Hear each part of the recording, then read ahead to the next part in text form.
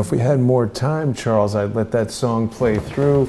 It talks about how we enter a world of his creation. And there's no explanation, but That's pretty good. It's a classic song, a classic film. I heard somebody today refer to Willy Wonka as a Christmas movie. I don't know if that's correct. Well, I certainly know that Willie Clinton is not a Christmas movie. Definitely no. Definitely no. But Charles, I hope you had a lovely Christmas. Happy Boxing Day. Thank you. For our globalist friends, not the unregulated ones. But Boxing Day is always a thing, right? Yeah, hats off to the art department. I mean, this is just on so many levels. I wouldn't, just a little bit of inside baseball, when we go back and forth, Jason and I, on ideas for this, he'll often send me a mock-up, and I'll get it on my phone, and I can't see the detail on my phone that you see here, and it's just, how much time did this take the art department to do? I mean, to get their Rat Rodenstein in shorts, I mean, that's great. This, I mean, again, I've said it many times, my personal affinity for the particular film usually plays a role in the outcome of the art, but this is, of course, a movie I've seen many, many times since I was a child. We've got I don't know that each head necessarily corresponds to the characters, but I do remember that this girl was particularly miserable. The purple dress who eats the. Oh, is that right? Yeah, her father was super rich and wanted to buy the factory from Wonka or whatever. But we've got H.W. who hasn't appeared in too many of the collages. Loretta Lynch, of course, Chelsea, her husband, and a first-timer, Lois Lerner. That's right. She will figure centrally in the extended saga when that's actually told. Absolutely, absolutely. And then, of course, we've got Comey and McCabe. The nice thing about this James Comey depiction, a lot of I've built up now a library of carefully extracted faces that can be stuck onto other things. But this is a new picture of James Comey looking stupid, taken just last week. So that's a great addition. And, of course, the classic ridiculous face from Willy. It really is. It's almost a cadaverous face. Well, and again, remember Hillary, when she finally emerged the morning after her the glass ceiling was obliterated by Donald Trump.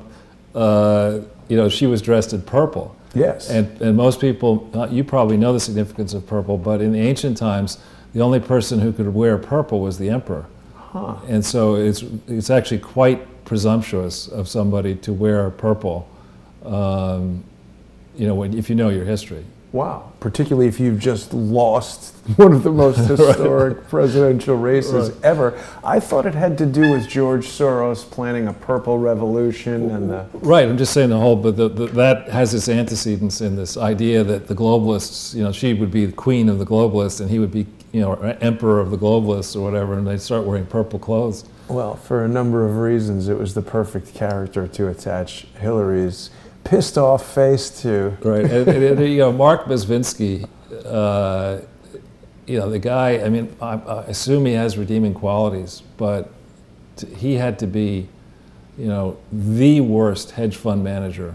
Really? Yeah, I mean, he gets this thing slapped together, courtesy of Clinton Connections, in my view, the Eagle Vale Complex of Funds, and decides that he's going to pick up scraps around the family table about which direction things are going, and sets up a fund to concentrate specifically in investing in Greek banks. I mean, the only thing that'd probably be worse than that would be, getting behind, the Italian space program? Well, the Nigerian version of PayPal or something like that. Exactly. It's like the worst investments of 2018. Charles, we didn't do any end of the year lists or anything like that, or perhaps we still have Sunday. We do have Sunday. Okay, maybe we'll have to do worst investments of 2019. Have the Mark Bezvinsky Fund or whatever. Worst road model, worst mentoring candidates. Yeah. If you really need it, if you're in a tough spot, you've lost your job, you've out of money, and you're a beautiful young ingenue. Top 10 least desirable internships for 2019. Weinstein's Miramax. Can't do that anymore, of course. That's bankrupt. Right. But right.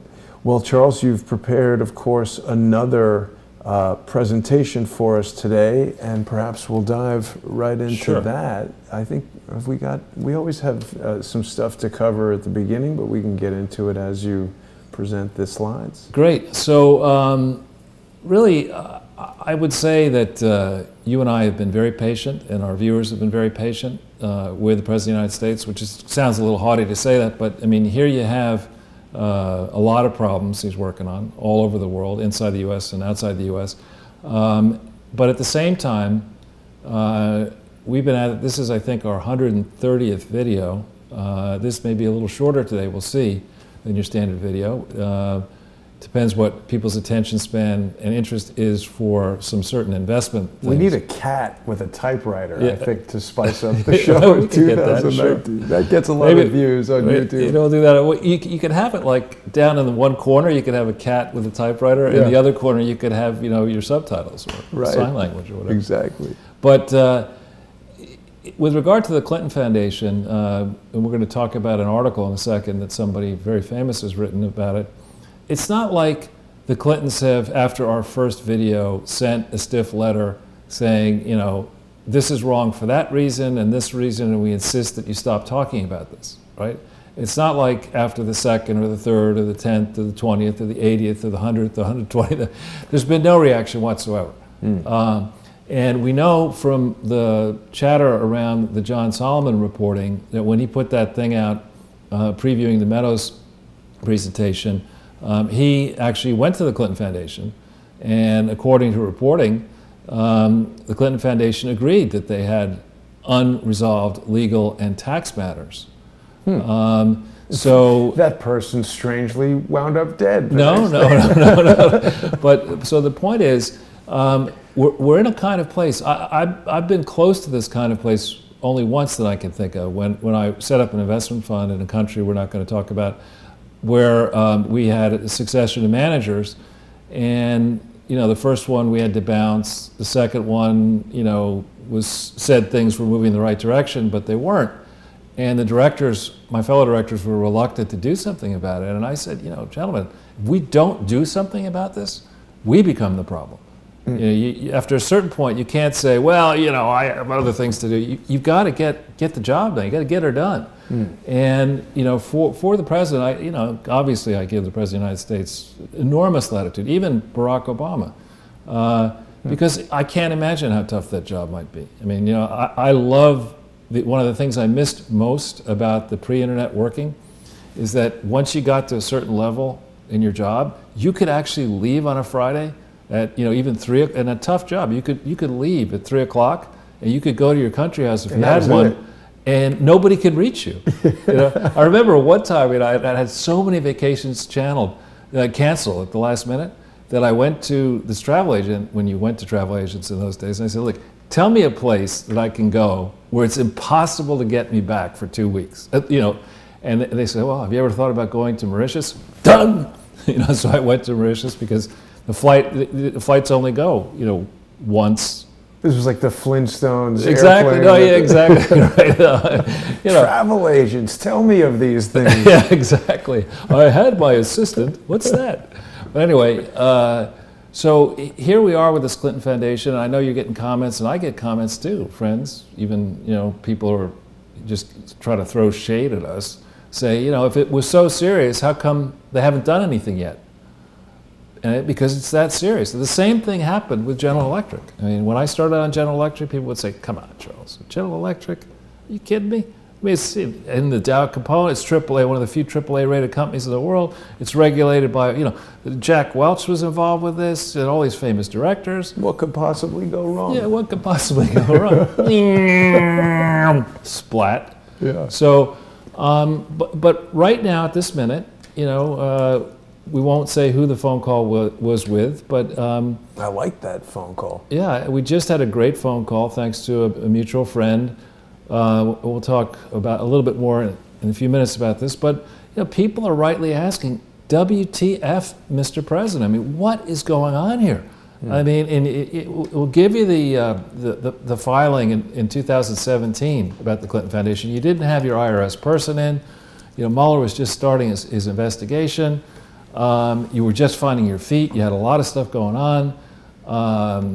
But, we've now let the second, excuse my language, it's a technical term, bullshit set of filings go in to the IRS, and we haven't actually seen the returns yet to the New York State and California for not simply the Clinton Foundation, but for many tentacles of the Clinton Foundation. We haven't yet seen what they've done, but I can say axiomatically, categorically, the Cohn-Resnick audit that went in for 2017 is utter rancid garbage. I mean, it doesn't even belong in a landfill. It's that bad. It should go wherever they put the Fukushima waste. They're still looking for a place. That's a huge problem. Yeah, it's just rancid, and it's obviously not compliant with AICPA strict U.S. guidelines. Any accountant who would say it's fine needs to be kicked out of the profession. Any lawyer who would say these filings are right needs to be disbarred. It's an open and shut, cut and dry case, and yet we can't seem to push Mr. Huber. If he's looking at this thing, Sessions said, in theory, investigate this. We can't get Mr. Huber to do anything, to even show up for this Meadows meeting. What is going on? And the president needs to, I think, stand up and say, you know what? You're absolutely right. I can't obstruct justice, but it is my job as President of the United States to obstruct injustice. And that's what I see here in this Clinton Foundation thing. It's clear you've got Corinne Brown's rotting in prison for 5 years over less than $1 million. Steve Stockman's going to prison for 10 years for less than $1 million. And this thing that we know about so far is $3.2 billion of declared revenue for something that was supposed to cost $100 million. I mean, this isn't the Big Dig Tunnel in Boston, right? I mean, this was supposed to cost $100 million, which was a lot of money back in 2004. It's a lot of money today, but a lot of money then. To put up this double-wide trailer arcing over the whatever river it is there. And it's just crystal clear that they never comply with the law for 7 years. It photographs really well, though. It does. Well, this is just Google Earth, but exactly. I've actually looked for photographs of it. It's an interesting building. Yeah, I know. So is Epcot. But I mean, it doesn't mean that, the deal isn't that you get to be president of the United States, You should put Captain EO in that IMAX theater.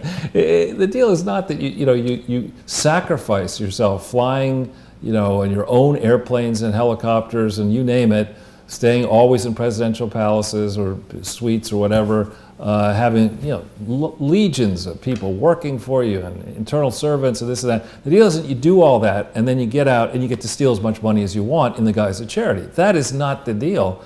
And once you send, I'll reveal, I know you hate this, but I'll reveal that I don't mind McDonald's coffee. I know you hate it, but I don't mind it. Well, I just never drink coffee. Right. I hate McDonald's. But one of the reasons I go to McDonald's is to overhear some of the conversations. I distinctly recall on multiple occasions these people, telling workers who are working, you're an idiot to work, right? I just collect, food stamps and then I people beg. Sitting in McDonald's eating, sharing. Like, by the way, girl, why are you working? It's like stock I don't tips. Work.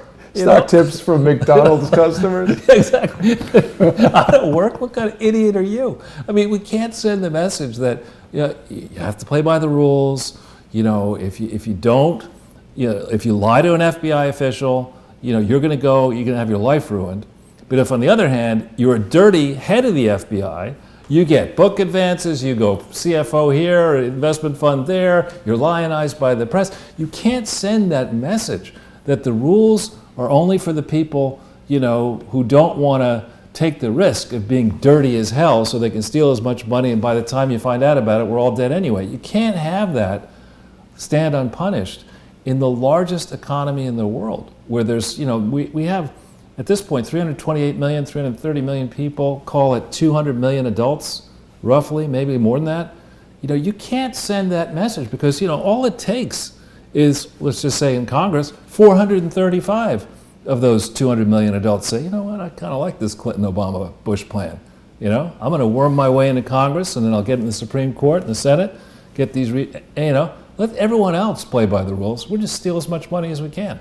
So the president, it's gotten to a point where, you know, I'm no political expert, but unless Donald Trump, you know, cowboys up here and, you know, looks his friends and family in the eye and say, you know, yeah, I'm going to take a lot of crap from the media and from the intelligentsia, such as it may be, but I'm going to stand up and do this. Unless he stands up and does this, I will predict on this air right now, December 26, 2008, he might not get the chance to run for re-election if he doesn't do something. And I'm not threatening.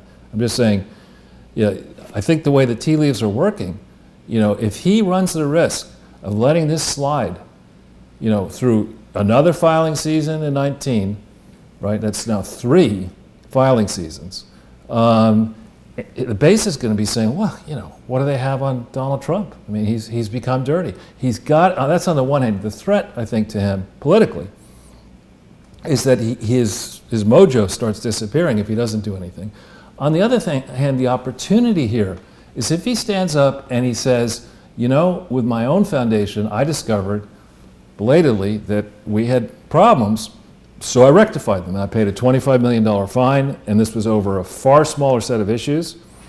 You know, I personed up.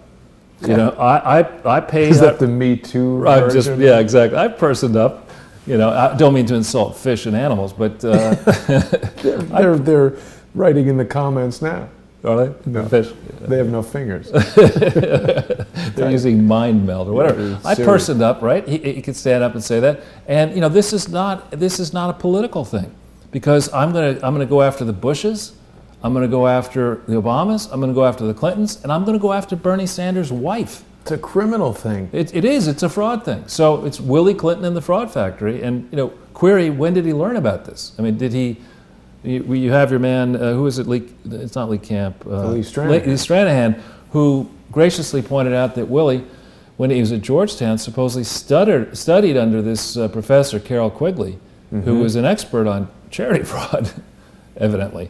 How to do it. How to do it. You know, that's how he became a Rhodes Scholar. He said, look, I want to be a Rhodes Scholar because I want to become an expert in charity fraud. What about Fulbright connections with Bill Clinton? Well, that's just, I think the way that worked is, the way that Rhodes, I believe, works is you divide the country into regions, and it's very, very difficult to become a Rhodes Scholar from New York City because there's so many, you know, outstanding students and athletes from New York City or from San Francisco, from a populated place. All ordering breakfast at McDonald's.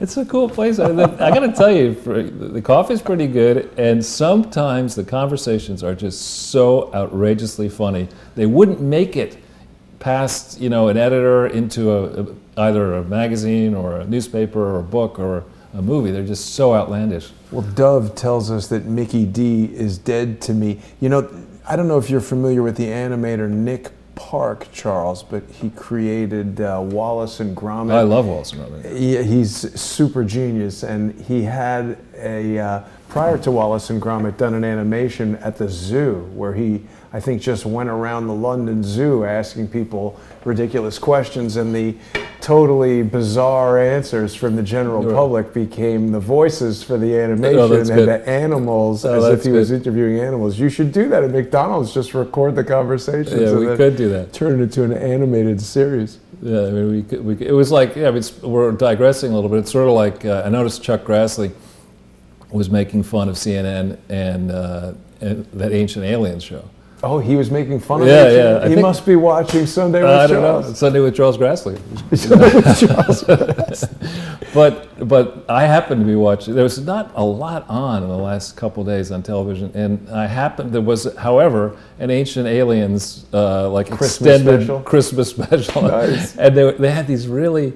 The reason, as I mentioned before, the reason I like it is when they start going off, you know, these strange-looking people, scientists, yeah, and the music, da, da, da, da, da, you know, they say it's all about, yeah, that the truth is when it comes to the Giza pyramids and the Sphinx, buried beneath the right foot of the Sphinx is a room where supposedly are all the records of an ancient civilization. But the question is it in the Sphinx on Earth or the replica on Mars? And then they pan to this picture of a Sphinx on Mars. Like, you lost me on that one. There's no Sphinx on Mars. I know. You lost me on that one. Well, back to the Clintons. It's the same earnestness. Yeah. I'd like to go to the Sphinx. I wonder if there's a room under there. I've been. It's disappointingly small, actually. Huh. It's not as large as you think, but it's cool to go there. Anyway, so with that, we do need the president when he gets back from Iraq and his team to drop the hammer at this point. I mean, we know anybody who's been watching the progress of the Mueller thing. You don't have to be a lawyer, and I'm not a lawyer, to look at the special counsel statute and to see that it was misapplied by Jeff Sessions in the first place. Now, they may have gotten a crooked set of Justice Department lawyers to say it wasn't misapplied. That doesn't make it any less crooked. This thing should never have been started in the first place, at all. It should never have been directed by a man who is so conflicted as Robert Mueller. Jeff Sessions was the one who selected Mueller?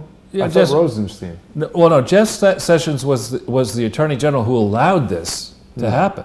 He could have said, forget it. Nah, he could have gone to the president and said, we're not doing this. He's terrible. How did Jeff Sessions? And that's a big question. Somebody needs to investigate Jeff Sessions. I mean, what did the swamp have on Jeff Sessions? Sorry. But so the point here is that the actual decision to open an investigation of this type under the special counsel statute, the way I read it and the way lawyers I've talked to read it, you can attack it just the decision that the investigation should have never been opened. But let's say you get past the point of saying an investigation should have been opened. In no way should Robert Mueller, somebody who is so conflicted, who if we want to understand the rationale why all these hounds have been set after the Trump organization, it's in part because they fear what an empowered Justice Department might do once they reopen a real investigation into how the hell the Clinton Foundation got started in the first place, going all the way back to October 23, 1997. How did this thing, as we've documented before, allow itself to not file any tax returns for the crucial opening period when Bill was most at risk from the Lewinsky investigation that ultimately culminated in his impeachment, but not his conviction? How do you operate something like this with no audit? It's required, it's mandatory. How do you get away with not filing anything until June 9th, 2006? Almost 10 years after you started this thing, you file nothing for 10 years, and then what you file is so riddled with errors that somebody like me can look at it and say, this is just a manifest fraud. That's 10 years you laundered all this money. You're going around the world saying you need 165 plus million to build something that only really costs about 100 million. And nobody and no attorney general in no states seen any of this, decides to do any of this. So yeah. Well, the thing that I was thinking about is that there was this Alabama aviation company in Enterprise, Alabama, that's been linked to Jeff Sessions called Maverick Aviation, which is also linked to the guy who owns Maverick helicopters in Las Vegas. So there's sort of a question there. I wonder what Jeff Sessions may or may not know about any of that. But just taking a gigantic step back from this, we have shown in previous broadcasts, some of the early broadcasts we did, that courtesy really of starting with W. Bush and the ill-conceived military actions launched in Afghanistan, or as I guess Obama likes to discuss it, Afghanistan, and Iraq. Lord knows how you say that in proper Arabic. But anyway, thanks to that, which created this gigantic set of deficits, thanks to the lax regulation of highly leveraged companies, banks, and investment funds under W. Bush, it's fair to say that Barack Obama inherited a mess, but instead of understanding or trying his best to understand how to fix the mess, and get rid of the corruption, make examples of people who've been handling the system, and put government on a diet so that it could actually work in a higher interest rate environment. Instead of doing that, no, Barack Obama basically, he's kind of like this other person I know who's really valuable. in a way. But dumb as hell? No, he's really valuable. If you ever meet, there's the quadrants I talk about, you know, the 4-box thing where you have high intelligence, low intelligence, high arrogance, low arrogance. So you don't want somebody who's highly arrogant and not very intelligent. Yeah. That would be perhaps that guy. Yeah. In contrast, in Obama, I think you have somebody who is intelligent but is incredibly arrogant. Yeah. And you know, he made a lot of serious errors of judgment, frankly, or people around him in the way he tried to fix, in quotes, the economic mess that with these yawning structural deficits at low interest rates, this massive increase in borrowing at every level, whether it be government, corporate, banking, or personal. And so now we're in this incredible mess. Incredible mess. What was yawning? The deficit. Oh. Anyway, with that, let's jump into the next page, if you will. Absolutely. So I see that your viewers are growing steadily, even during Christmas. And it slowed down a little over Christmas. I think people were having Christmas dinner and whatnot, but 77,000, over 77,200, Charles. That's very good. Yeah. And importantly, what you're doing here, and I think it takes a little while for this to circulate around the world, but what you're doing here is, in my view, you took a big risk. Nightly news is really at most 60 minutes, of which you exclude the station break and the commercials, whatever. It's more like 44 minutes, 42 minutes. And here we are nattering on for 2 hours, typically. No commercials. But we're doing it to try to help people save time. I mean, the amount of time that I've spent on this now over 4 years, you can assume I've safely spent 2,000 hours a year on this easily. I thought we were doing it to try to help save the country. Well, that too, but we're also trying to give people confidence. Time is money, Charles. Well, we're trying to give people confidence that there is something real here, and yes. that you have to stand up and be counted and add your voices to those who are out there clamoring in state after state and country after country. Mr. President, do something about this. And it does take time. When you get to a point in these large messes, this is one that implicates Republicans and Democrats and liberals and progressives and independents and even people who don't care about politics, because so many regulators who should have known better, got some kind of special phone call from some intercessor who said, "Listen, you don't want to go there. I mean, you just let this thing ride. Just stop looking at this. You just be smart about this." They receive phone calls from tigers. Right, exactly. And whether it be, how can the folks at BKD defend themselves? I mean, this is like, this is so obviously absurd. Well, they got mad skills with the spatulas. Yeah. No, defend themselves. It's one of these things. Everybody knows what it's like when you're sitting there and you're negotiating, right? And let's say you're trying to get a pay raise for yourself, right? And you go into your boss, and you have all these. Your boss encourages you and says, "Hey, you've really had a good year, Jason. Why don't you come talk to me about what you think you should get by way of increase and bonus?" And, feeling generous. And you misjudge your boss's mood, and you say, "Yeah, I'm kind of think I like your office, your wife, and your life. You're fired." And you're out of here. And you're talking about a guy, a president, who used to be able to say that. You're fired. He used to like to do that on his show once a week. And what I don't get here is, I imagine in Trump, and I know I'm pretty calm generally, but I have been in tough fights before, and one very effective technique is to just lose it.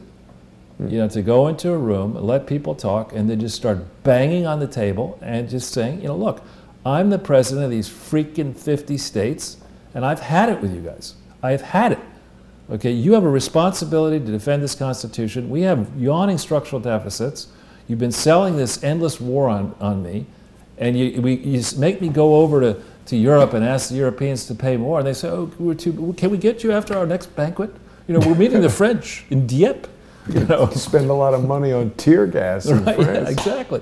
And you just get to a certain point, and as president, you got to say, "Look, I'm going to be judged in history." We can forget about fake Yapper and and Joe Scarborough is preening for his new, second wife, and that's going to be a rough decision, I think, in the end for him. But those people, they're never going to be satisfied. But to earn a place in history, much like Reagan has earned a place in history, nobody was happy with Reagan when he was president. A few people were. And then as time passed, more people became, maybe not you. I didn't really understand that. It sort of came out of nowhere. It's like suddenly Ronald Reagan is great. He was like a guy, with a weird haircut who looked good in a suit. Yeah, and could tell a joke. Could tell a joke. But, and he was pretty deft, actually. But nonetheless, I'm just saying, Donald Trump needs to be playing for his place in history.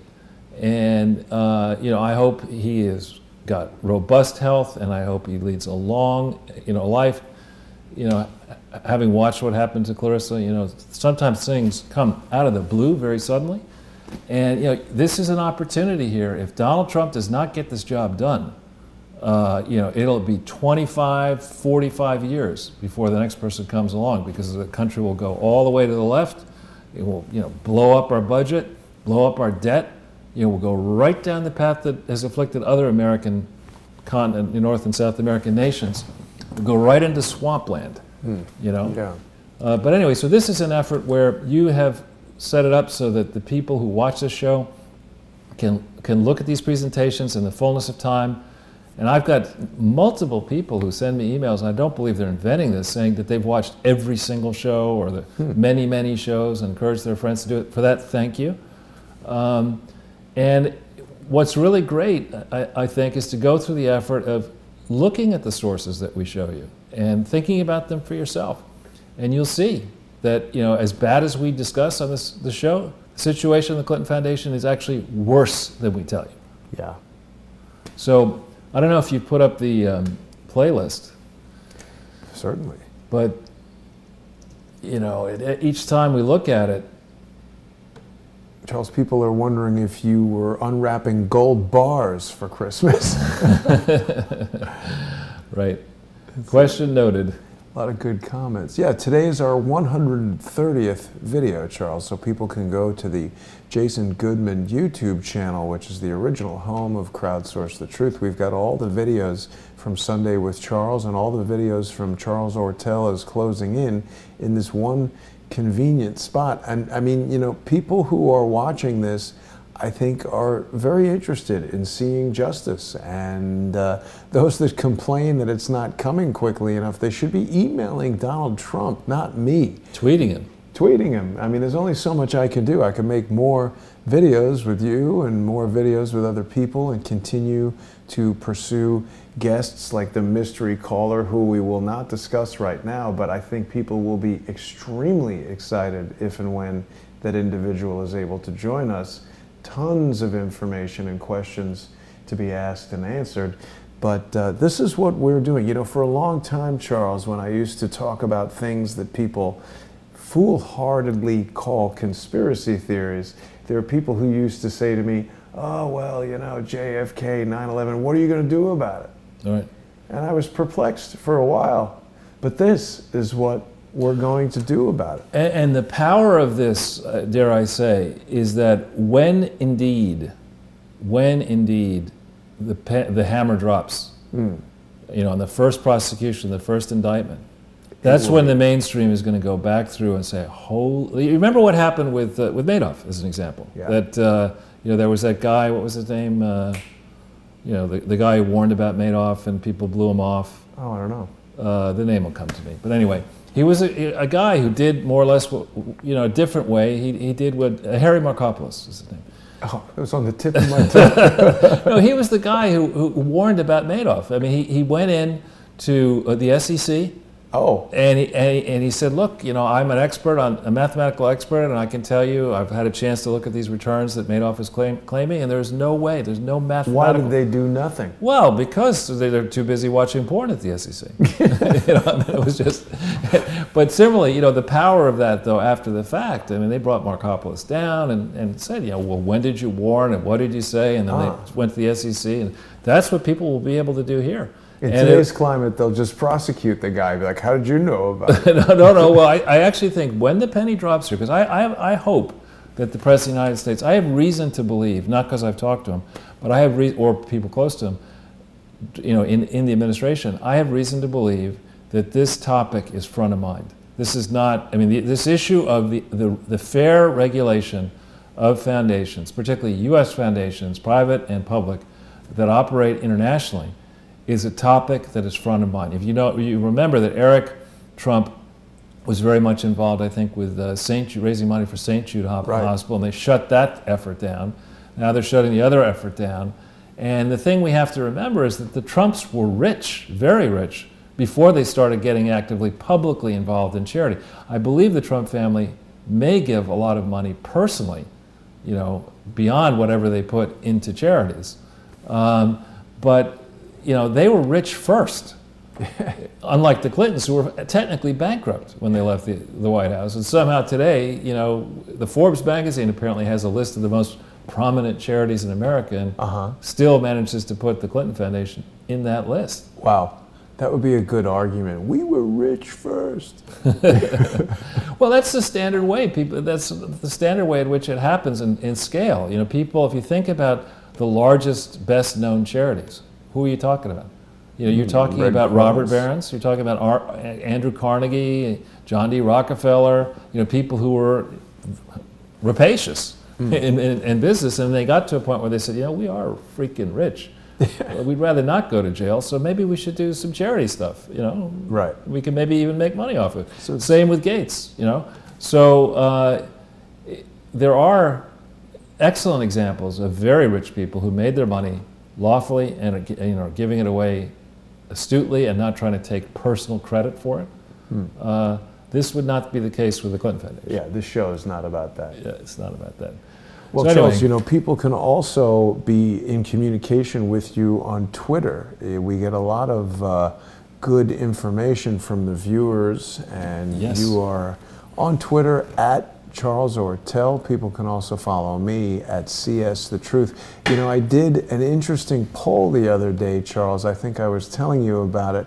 I had dinner with Laura Loomer after I went to the Turning Point USA conference, and we did a little poll. Laura and I had discussed the possibility.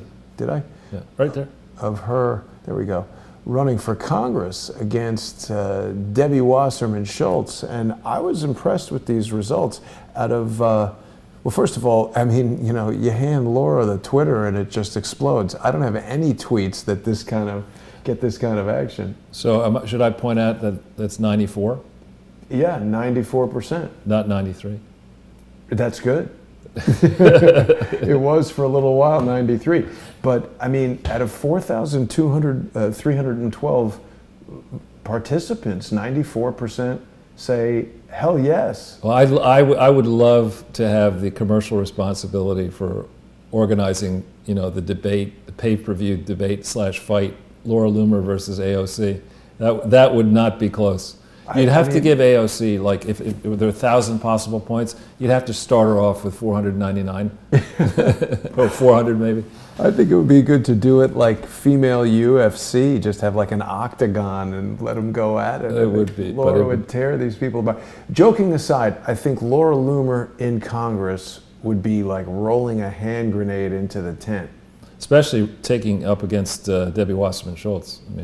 It would empower her in a way that I don't think they could deal with. So I'm going to follow up with Laura. I think this is a great idea. There's obviously a lot of legal and financial and logistical aspects to this that I'm totally unfamiliar with. You got primaries, general elections. You might contact that Perkins Coie or whatever, get him to work for Laura. Yeah, Perkins Coie actually just had a debate recently with our friend Jared Beck, right? They represent Debbie Wasserman Schultz and the DNC, and there was a hearing there in Florida. People can hear it online. I don't have the link ready, but that was really interesting to hear Jared's oral arguments in the ongoing DNC fraud lawsuit. So no satisfaction for Bernie supporters yet. I've come to believe in the months since that all occurred that Bernie was essentially complicit, witting or unwitting, in the fraud that was perpetrated, and I don't think he's the candidate that I once thought he was. Well, again, I think there's a very big difference between a top manager and a top, spewer, just like slogans or whatever. I mean, Bernie Sanders he should go and have a role. I mean, there should be a special exemption. He should be allowed to play. Should have a bagel with a schmear. No, that too. But I mean, have a coffee. Yeah, I'm feeling generous. It's Christmas week, whatever. That too. Go to McDonald's. Oh, you can't get the schmear. They at don't McDonald's. have rolls at McDonald's. They do actually. Oh wow. They do. All right. Yeah, definitely not. They have the strangest possible bagel.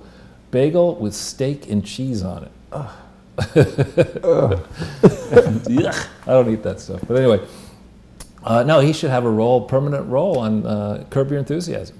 Exactly. I mean, he's perfect on that. But no, I think with Bernie, he was never cut out to be president of the United States. Senators, I think in general, including Lincoln, but most senators don't do that well as president. Why is that? Because senators are all about What about Lyndon Johnson? He killed it. Yeah, literally. Point taken. Yeah. But no, I don't think he was. I thought he was a horrible president. Johnson, absolutely horrible. Yeah. Oh, one of the worst, and he was a horrible person. Short list of worst people who ever lived. Yeah. But on the list of good people, Tom Fitton was on. I shouldn't admit this, but I was watching him this morning at like 5:30 on Fox, before Fox and Friends, whatever they call that show. And this article basically summarizes the points he was making this morning, which are, it's well past time for Trump to say, no, you don't have a right to endlessly investigate whatever you want with 17. There should be a checklist. The presumption is not that no matter what you do as a special counsel, you're actually truly independent and a neutral arbiter following the Constitution. Once you fail to disclose conflicts, massive conflicts of interest that you have, right? Once you layer in however many angry Democrats, partisan Democrats, and allies of the Clintons onto this squad, once you go, down a few steps, the President of the United States, or whoever is the right person to say, shut her down, has to be able to say, shut her down. And today, so here Fitton on Fox makes the eloquent case that, it's well past time for Whitaker to shut this down. And what happened? I don't know if you saw the email that I sent you, Jason, but a story has just come out accusing Whitaker of lying on his resume that he said he was an academic All-American. Just came out. This is the latest. And he likes beer? No, but you don't want to lie on resumes, particularly as. Did he? Is it true? I don't know, but this allegation has just come out. So Fitton is absolutely right, and others should be standing up and saying, enough of this crap.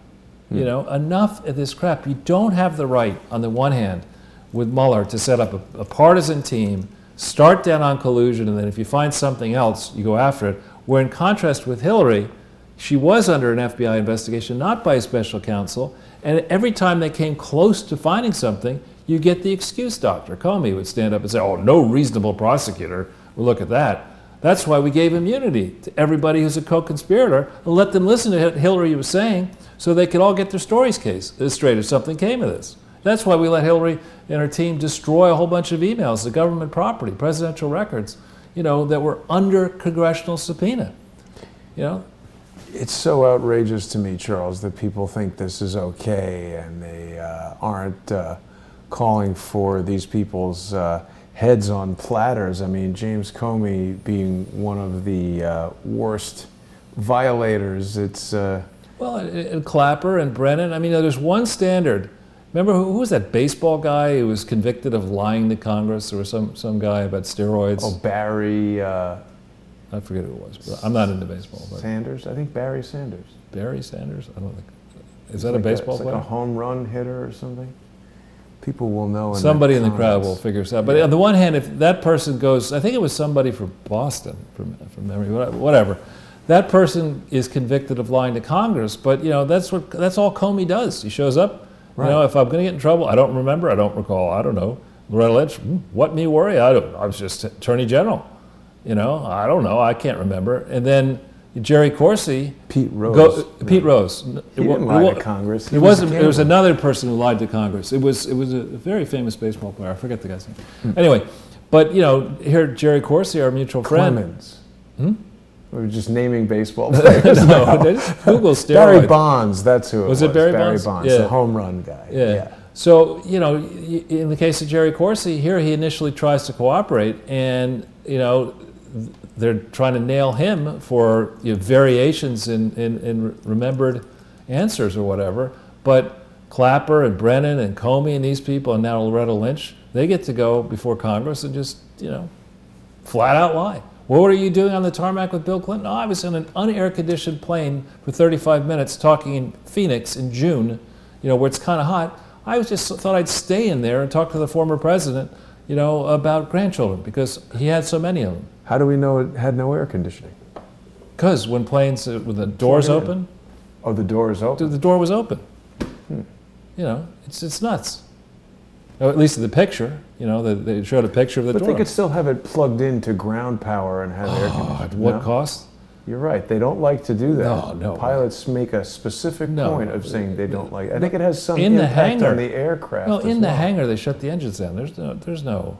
Right. And then they tow it out of the hangar, right? They don't. You don't inside a building turn on jet engines. Well, I think that is just one element, but certainly they were lying there. And the thing that's interesting about all this Whitaker stuff, I look at the example of Dr. Corsi just as one, but when Dr. Corsi announced his response, where he was being represented by Larry Klayman and they were bringing a prosecutorial misconduct charge, there was an immediate reaction in the form of a PR campaign that promoted this story that did not seem to have a lot of merit, but a lot of trumped up nonsense. I just wonder if they aren't doing the same thing to Matthew Whitaker, because it seems like anybody gets ready to take action or actually takes action, and they have that kind of response, It's the Sid Blumenthal spitball crew, only it's, these are lethal spitballs. Is that what it is, Sid Blumenthal? I'm just guessing. People like him. Yeah. So, well, people dislike him, but people similar to him exactly. are. So, this is a great piece in the American Thinker. I don't know if you've been very busy in the last several days, so I don't know if you saw this recent one, but from, I guess, today. And I wholeheartedly believe that the investigations are in fact a cover-up. That this is what, the approach they're taking here is, and look at this, 568 comments on something that came out today. Oh, do you know what I wanted to bring your attention to, Charles? I think you might have known that I had the opportunity to speak with Commerce Secretary Wilbur Ross the other day. Right. I was just looking him up on Wikipedia, and it said that in November of 2017, when the Panama Papers came out, something in the Panama Papers revealed that Wilbur Ross had not disclosed his ties to a Russian company. So the question becomes, why are they so heavily investigating anybody and everybody that remotely is related to Donald Trump in any way, including Dr. Corsi, and accusing them of being involved with Russians? In Dr. Corsi's case, it's so circuitous because they're trying to say that he was talking to Julian Assange, who was talking to Russians. Why aren't they going after Wilbur Ross? Well, so I'd say it's slightly different. So the issue here is that if you are one of my favorite movies, I don't know if you've probably seen this movie many, many times, but it is Fargo. Mm-hmm. And oh yeah, oh yeah, Marge. But the scenes that where you got the ne'er-do-well son-in-law who's gone to his father-in-law and he's trying to get it. I'm a principal on this deal. This is my deal. It's my deal, right? Yeah. And what that's all about is that if you go in and you're a lawyer or you're trying to chase a banking fee on a deal, you get if you're a great lawyer and you're able to charge not based on hours but on contribution to a deal, you might get a 2% fee, 3% fee, something like that. That's on a big deal. That's absurd for a banker. But if you're a principal and you find an opportunity, you see an opportunity to you are putting money at risk or something of your credentials at risk or whatever, and you negotiate a chance to create a company that's going to buy something for $500 million that's really worth $2 billion, so you have a baked-in profit of $1.5 billion right there. What you get is real. There's no law that says you've got to give an agent, a principal, you got to give Jason Goodman, or Jason's got to give me $200 million or a fifth or whatever. There's no law. You do what you want, right? There are, however, a lot of laws that say that if you're a sitting senator or secretary of state, you can't be hawking the contacts that you have around the world to allow billionaires, not just in Russia, but all over the place, to concoct special deals like maybe Dennis O'Brien did, in Jamaica and the Caribbean and the South Pacific, or all these Clinton cronies in India and elsewhere. They hawk their supposed relationships and the facts that, through the Clinton Alumni Society at the World Bank and elsewhere in the IFC, if you could get us a chance to buy something for $500 million that's really worth $2 billion, okay, we'll let you do that with $2 down, right? You're creating $1.5 billion of equity right off the top. For $2, we'll give you 49% of the company, we'll give you 33% of the company, whatever, and we'll park it off in a structure like this through the Panama Papers, Panama vehicles. What we'll do is we can't officially give this to you while you're the Secretary of State and while Bill's under so much scrutiny. We'll just set this thing up so that you have an economic interest that matures when Chelsea Clinton turns 50, and if she dies, her children get it or whatever. And you're going to have this economic interest equal to 40% of this thing that you shouldn't have, but it's only going to get to your benefit in 15 years or 20 years, well after anybody would give a shit about this and long after you're dead, and Chelsea will just have, $1 billion sitting in Mauritius or Cayman or something like that. I'm not saying that Wilbur Ross did something like that, but I will say that he is he's a multi-billionaire. He ran multiple investment funds. When you run these investment funds, international ones are extremely complicated, and lawfully, as an investor, you can set up these structures all over the place that are extremely complicated, that allow somebody who you want to reward for a lifetime, let's say, of help to you, to get a slightly better deal than he or she otherwise might have bargained for. But there's nothing, if you want to give a manager 20% of the profits of a company or 40% of the profits, it's up to you. There's no law that says you can't do that, right? And so I can't speak to what was in the Panama Papers thing. I think the bigger issue with Wilbur is that he was supposed to disengage from his various activities while he was Commerce Secretary. I'm not sure he has completely disengaged. That I think is an issue. But all I'm saying is it seems like they're all over absolutely everybody for anything. Like if you order a salad with Russian dressing, they're kicking in your door with the FBI, and they're doing absolutely nothing to Wilbur Ross. I find that curious.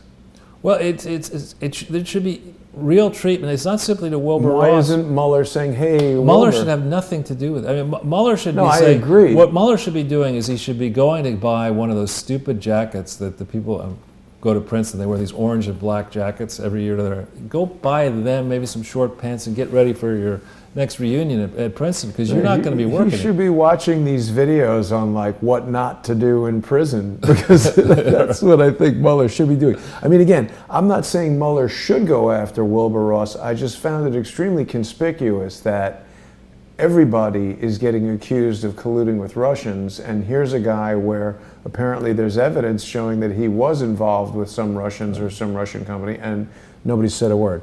Anyway. Right, and again, the colluding with Russians, colluding period is not a crime, and I'm not saying that Trump colluded with anybody, but I will say, from the public record, just looking at it, Hillary Clinton certainly rigged the Democratic primaries. That is absolutely certain, and her people did, with her likely knowledge. They rigged an FBI investigation. They stopped that from going forward. They rigged an obstruction of justice investigation. They rigged the Clinton Foundation in attempts to investigate the Clinton Foundation, and they nearly rigged the general election. And how much of that did Obama know about? They just failed. I'm just saying, how much of that did Barack Obama personally know? And I'm going to bet he knew a hell of a lot. I was going to say, I'm going to go with all of it. Yeah. Does all of it work for you? Yeah. So then we have this lovely story in the Boston Herald, which is the third one there, yeah. And this is rich, This is rich. Here you have, as I mentioned, Corinne Brown's in prison. She's a former congressman. Here's this person who was, who was convicted of being an accomplice in the whole Madoff scandal. She had to know what was really going on. She was on the inside. And she's saying, you know, I want leniency. Why? Excuse my language. Fuck leniency for this. I mean, it's just wrong.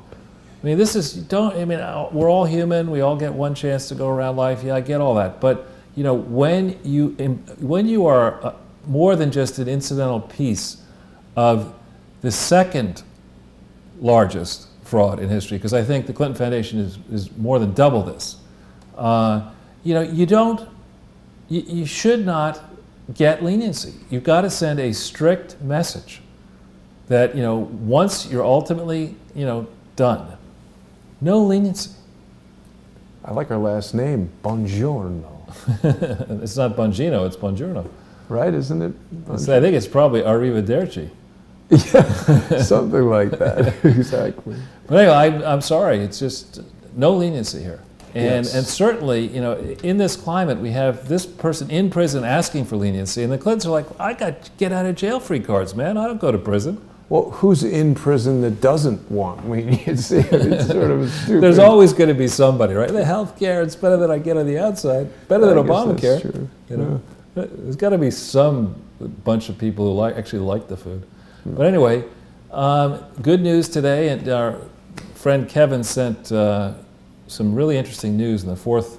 I don't know why it's refusing to open these pages on Gremlins again. It's very strange how it does that. So, okay, this is a release from Matthew Whitaker's Department of Justice on Friday, saying that they only recovered $2.8 billion in False Claims Act cases in all of 2018. Okay, seems like a lot. No, $2.8 billion. We've said that, you know, perhaps in the false claim route, perhaps in other routes, you could get. My estimate is you could get between $100 billion and $500 billion over a 3-year period in total, if you aggressively went after the Clinton Foundation and the major donors to the Clinton Foundation and the trustees and the accounting firms. I think the federal government could collect between $100 billion and $500 billion by my rough calculations. You'd have to be aggressive. The same way you barge through Manafort's door, you'd be barging through Bill Gates' door. You'd be barging through the Rockefeller family's door and the Johnson family and a whole bunch of other people. And be saying, listen, you know, you've had an enormous privilege here with these private foundations. You were supposed to do your homework and check to make sure when you said it was a public charity that it was. But you obviously didn't, because you saw this as a way, is our theory, to cheaply, inexpensively curry favor with a very powerful family that might well have been President of the United States. And we're not letting that happen anymore. You know?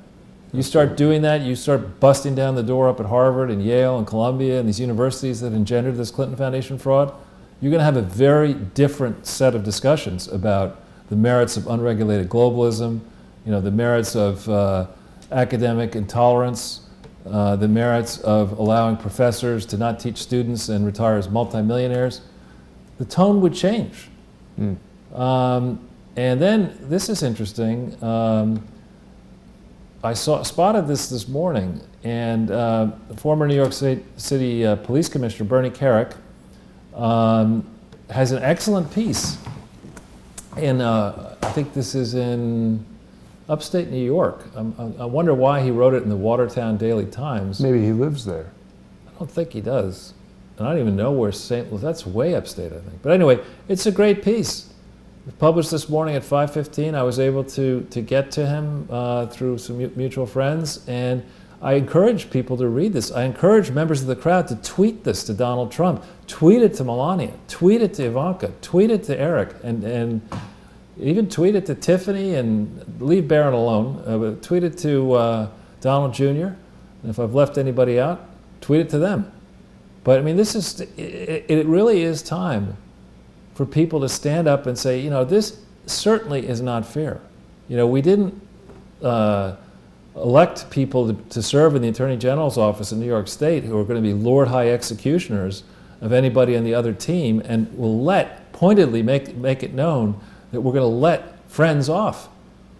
You know, if you're going to say that whatever the Trump people did was serious, you absolutely have to go aggressively after not just the main Clinton Foundation, as Mr. Kerik points out here, but all of the satellites, and in particular, staring you right in the face, as we talked about recently, is the Clinton Global Initiative, which has never lawfully existed, whereby December 12th, 2008, they're claiming that they had engaged in $46 billion of transactions by then, with no oversight, no disclosure of related party transactions where the Clintons and their friends may have benefited.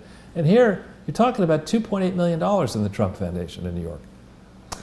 You know, a lot of people have been saying that there might be criminal charges. Do we know anything about the actual charges against the Trump Foundation, Charles? Well, the Attorney General of the state of New York can bring either civil or criminal. I'm not a lawyer, so I don't want to. But I mean, do we know what they're being accused of? Do we have any way of evaluating? It's in the public domain. The complaint's in the public domain. I forget right now whether it's criminal or civil. I think it's civil, but I think they're also asking for a determination that the named directors, the Trump family, never be allowed to serve as directors again. I mean, that's outrageous. Can you put that in? That's a really horrible thing to do to somebody. Well, it also seems like a bad thing to do to the world of charity, to take a billionaire and not allow them to do that again over a matter that maybe it was a mistake or ignorance of the law or whatever. Which is not an excuse, as we know. But the point is, you have to look at these things relatively, in my view. Here, at least Donald Trump is from freaking New York. You know, here's a carpetbagging couple of grifters come across into our state, you know, and decide, you know, we're going to take Arkansas law, such in quotes, and apply it and make that the way New York hums. We're going to, you know, bring the Arkansas swamp right into Manhattan. And, you know, you can't let this stand for many. There aren't that many foundations in Arkansas. There are a hell of a lot of them here in New York. Many of them do fantastic work. You know, this disparate treatment cannot stand. B. Smith is asking if secret pardons are a thing. I don't think they're ever secret. We hear about them. Yeah, no, there's no, as far as a pardon is concerned, under U.S. law, federal U.S. law, it is absolutely not possible, according to do it in secret. Right now, that I don't know if, you know, in the same way that the evil geniuses can suspend the rules of physics or whatever during a period of time in some movie or cartoon, whether, you know, under Barack Obama's presidency, some unscrupulous lawyers, and let's face it, there were a lot of them running around Barack Obama without getting into whether he's an unscrupulous lawyer, you know, they may have said, you know, well, we can't do a secret pardon per se, but we can do a variance agreement. You know, we can make sure that the Department of Justice decides not to prosecute any of these crimes, and then we can maneuver this so that the statute of limitations runs, so that they're basically evade. We don't give them a pardon, but we make sure that there is no federal prosecution, and then we discourage strongly the attorneys general in California, and New York, and Illinois, and other states that are Democrat-controlled from saying, you know, well, you could take a second bite at the apple by state, and we make it clear to our foreign friends, you're not touching this. You know, you may want to touch this, you may view this as an annoyance, but, you know, think of what we have. Think of what John Brennan and the other 16 branches of the deep state have on foreign politicians. We're spying on Merkel's phone. We're spying on all these other people. You know, they're going to play that way. You could imagine them playing for keeps. You've inadvertently made 2 MC Hammer references today, Charles. Inadvertently? You can't touch this in Hammer time. Inadvertently? Perhaps it was advertent. It could have been an advertent. Anyway, so I encourage people to read and circulate the Carrick piece. And then here's good news. Another piece from our accountant Kevin friend. Good on you, Kevin. Look at this, 149.5 million. Okay, this is over a matter that dated way back into the financial crisis, I believe. So accountants can get tagged. All right, and this is from last year, earlier in the year, February 28th, 2018.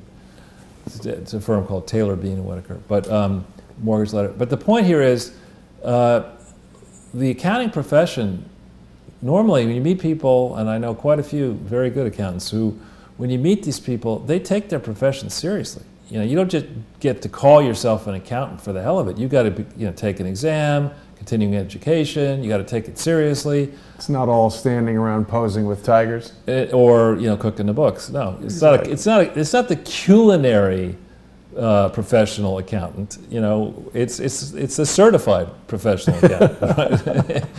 And so I would say, looking at this, that again, if you're a lawyer looking for something, projects to pursue in 2019, you got kids to put through college or graduate school or boarding school or whatever, private school, you want to get a pool in your backyard, I'd be looking hard at BKD, Pricewaterhouse, and Cohn-Resnick, and whoever dares. Right now, the Clinton Foundation has got, and its affiliates are getting ready to try to dupe more accountants into doing more work. But I would say that if you're a lawyer or somebody looking to get satisfaction here, to go after the Clintons, the trustee, BKD, Pricewaterhouse, and Cohn-Resnick would appear to me to be centrally responsible for enabling this massive, the largest unprosecuted set of frauds in history, to go on right under their noses. Because people will look at, I don't think maybe anymore, but people would look at a BKD audit and say, you know what, this Ortel guy, he won't shut up, but he's not an accountant. Yeah, BKD, they put their stamp on this thing, they signed the letter, we'll trust that. You know, after all, they haven't been disciplined yet. Well, we'll see. That's something a lot of people say, like, oh, there was an investigation and they were found not guilty. Or you mean like Charity Navigator gave it 4 stars? Right. Or the American Heart Association says that bagel with steak and cheese is heart healthy? And kosher. And kosher at the same time. Just spelled with a C, C-O-S-E-G. Mick kosher. Right. So now this is a little technical here, but in Zero Hedge, which I highly recommend to people, it's free. Oh, it's loaded with ads. Yeah, well, okay, but no, that's fine. It just makes it difficult to zoom in on. Yeah, if you look at this, what this is telling you, without getting into the technical details for now, is just that there's been, pain in the stock market today. There's massive up move in the stock market. Some might be tempted to say, glory days are here again. Hallelujah, hip hooray, amen, or whatever. But nah, because when you see markets go, and then the next thing, that's just a sign that we could be teeter-tottering on the end of a spectacular crash. It's like those Russian dashboard cam videos where the car starts to fishtail right. and it goes the other way, and then it flips over and exactly. shoots off the highway. Exactly. In essence, that's what this is telling you. And people will go on and on and on. Isn't this stock analyst a genius? Isn't this stock picker an idiot or whatever? I don't think any of them know anything.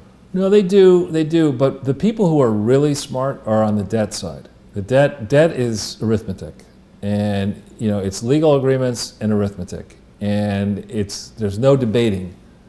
When you really get into it, if agreements are written well, there's no debating what the collateral is, or if there's collateral. There's no debating the interest rate, the penalty interest rate, the maturity date. There's all that stuff is just it's laid out, and there's indisputable precedent on all of it. And so the people who get involved investing in debt, in the main, they're not going to fall for hope and change bullshit stories, or we're going to slap this company together with that company and think of all the synergies and all the jargon and all this stuff that sounds great coming from some PR moron. Mitt Romney put Baskin Robbins together with Dunkin' Donuts. That was actually a good idea. Did he really? I do believe Bain Capital was behind. I mean, that's like a genius thing. You just save on real estate, you sell donuts and ice cream.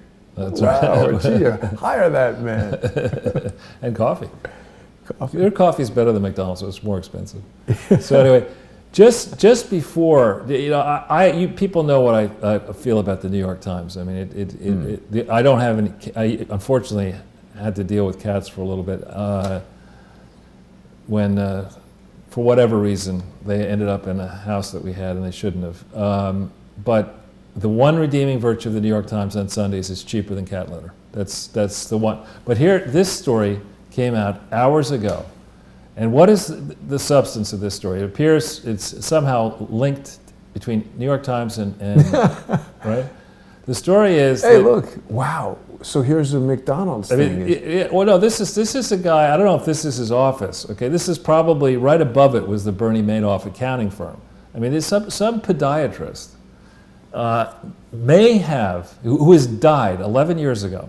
Dig him up and put him on trial. A couple of his daughters are saying, is Dr. Larry Brownstein, he dies in 2007, But his daughters say their father often told the story of coming to the aid of a young Mr. Trump during the Vietnam War as a favor to his father. Okay, 11 years ago, this guy dies, okay? And until now, I mean, there was a presidential campaign in 2015, right? And I think this guy was involved in it, right, Donald Trump? And you're telling me that now this comes out. People are going to say, these two, and I guess also doctors, they are going to say that their father said this happened 11 years ago when he, before he died. This is outrageous. This is the kind of stuff that shouldn't even be in the National Enquirer. This is ridiculous. I agree. It's absolutely insane. And these are I bet you these people are, they're sitting around, they've been hyperventilating for almost 2 years now about Donald Trump and the insanity, and they're going to, who knows what hats they're wearing on their heads, and, they've been going crazy, and now they're going to come forward and try to sink Donald Trump with this. I mean, this is really lame. I agree. Or as they say in Nevada, lame. I think it's interesting that we've got a McDonald's ad here. Given that we've been speaking so much about McDonald's, I think the computer is listening and dishing up some artificial intelligence ads. Perhaps more information on feet will come to us soon. Yeah. Very good. So now this is ridiculous. This article here about Mr. Hogg. Oh boy, yeah, he got into your second gets into Harvard. Now, I college. found this to be fascinating. I mean, Harvard. There's no question that Harvard is. They don't necessarily always admit people based on their highest test scores. But if you go down the page a little bit here, and I believe that he plans to major in political science. And so they don't teach it in government. This is more. David Hogg is heading to Harvard despite an SAT score of 1270. Okay, the bottom 25% at Harvard, the bottom 25%, have an average SAT score of 1460. I thought they changed the SAT. Yeah, it's to so it goes up to 2400. 2400. Yeah. So I mean, this has got to be just talking about it the old way. Yeah. It's like getting like an F on the SATs. Well, and I'm sympathetic. There are some very smart people who are not good at this type of testing. I think I may have mentioned that my father got, I think, the equivalent of the SAT, at least he told me, he had the English thing totally figured out. He knew every answer. And then he forgot to fill any of them in. What? So he got a 0 on the English and one of the highest scores in the country on math. And so they're like, huh? Got an 800. I don't even know what the scoring was back in 1850 or whenever he took it. But this to me, as a lot of... But isn't that weird right out of the gate that they're like my friend's son? I remember he told me he got a 2350. That's high. It was like as high as it could get, and he got. This has got to be. But why would they do that? Well, maybe this can't be. He can't have gotten 1270 out of 2400. I would believe it. He's I mean, that's really. Wow. That would be newsworthy. Yeah. The lowest score. But I mean, come on, this is just nonsense. So now he's studying political science, then he'll graduate. Well, they don't have it there. They call it government. One thing I would say about Harvard and some of these top people I've met at those type of schools, it's probably a lot like going from, being a star college tennis player to trying to be on the pro tour. I mean, it's a big step up from high school into Harvard College or Yale College. But look at this, Charles.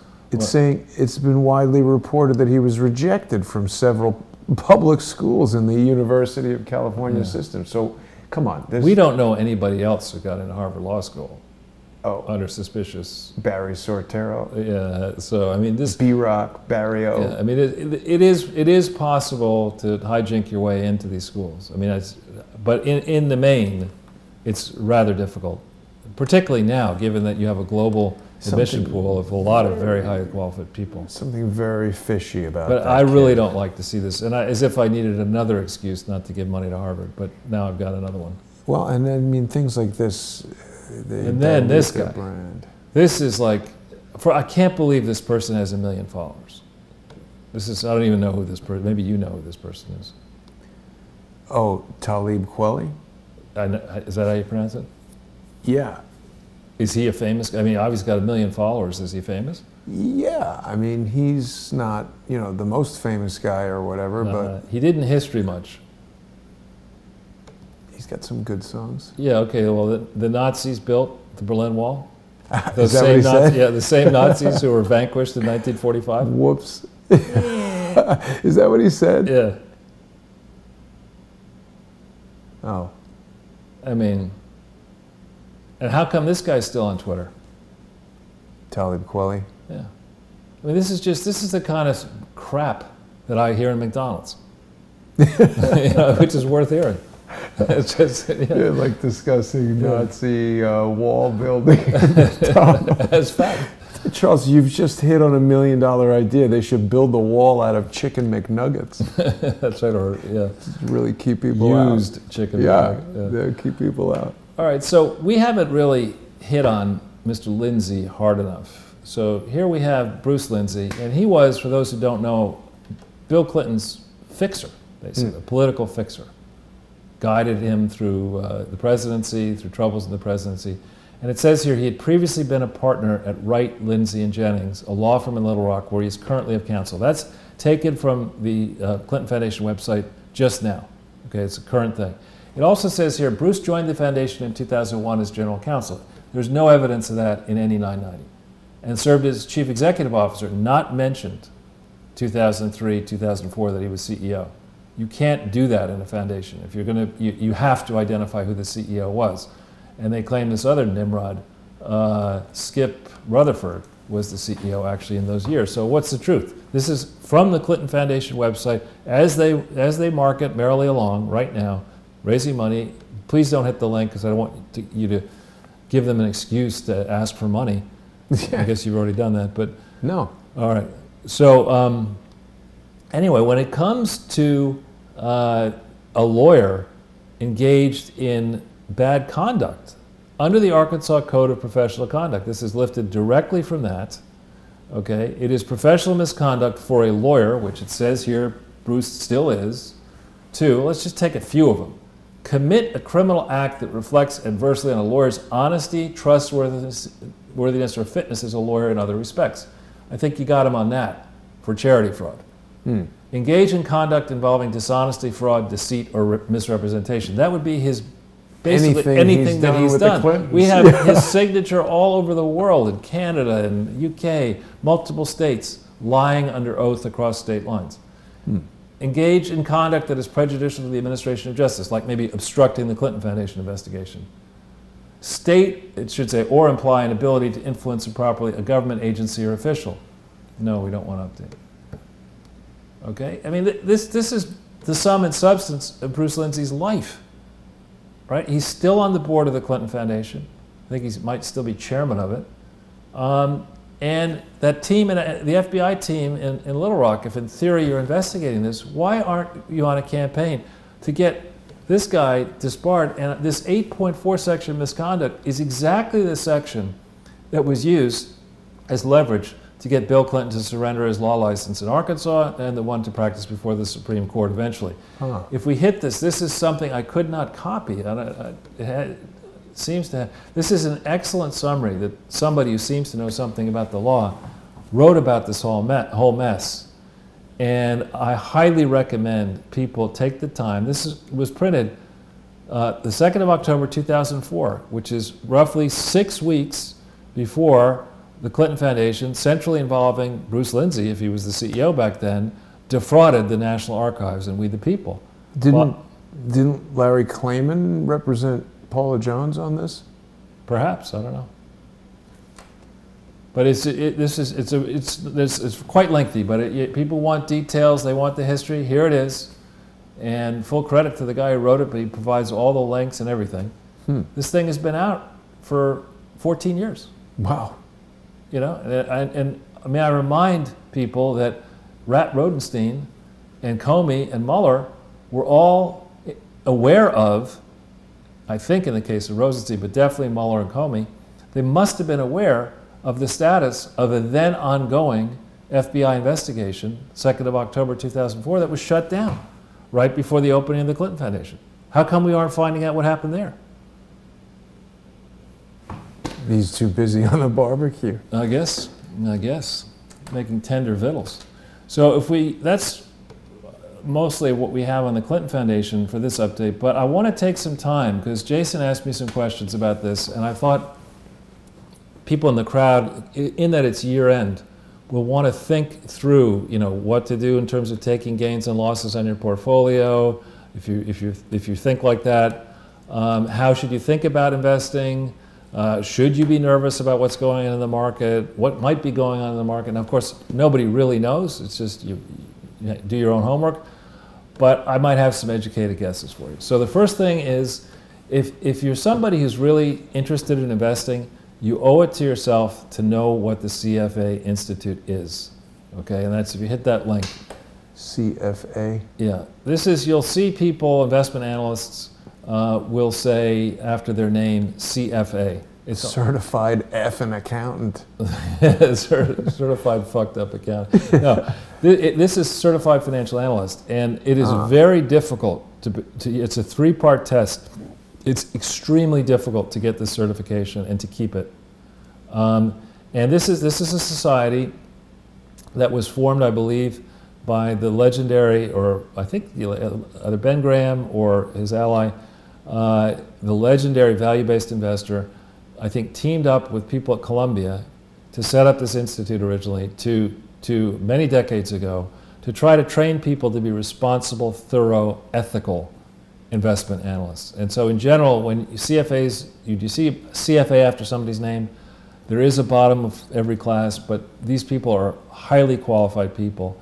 And it's really important that you understand how these people are thinking about investment topics that might be near and dear to your heart. You don't want to go in and say, well, I'm a human being, I know as much as the next person about investing. I like horses. I'm going to buy this horse thing, hopefully not horse meat, but I'm going to buy this, horse opportunity without understanding, what are the experts saying about it, what kind of work is out there. When you go onto the CFA Institute, you'll see that there's a tremendous amount of literature on this, and used to be lots of great articles as well. So that's one thing that I bring this up because I'm guessing many people in the crowd don't even know about this. Well, I think Hillary could probably do very well in horse futures trading. Right, prison futures. Didn't she make a ton of money with cattle? Yeah, I know. She'd move on to prison futures. So we go then to the second. This is, I mentioned Ben Graham. This book, the second link, is a book that you before you think about investing your own money or even giving money to somebody else to invest on your behalf, you really need to read this book. And it's long, it's 700 pages. It was originally written a long time ago. I don't actually agree with Warren Buffett on his recent investments, particularly from 99 forward. But Warren loves this, calls Benjamin Graham and David L. Dodd the Bible of investing. And it's certainly, so it was first published just as the SEC was being put together in 1934. Wow. And it's really to this day something that you shouldn't be walking around saying you're an investment professional if you haven't read this book.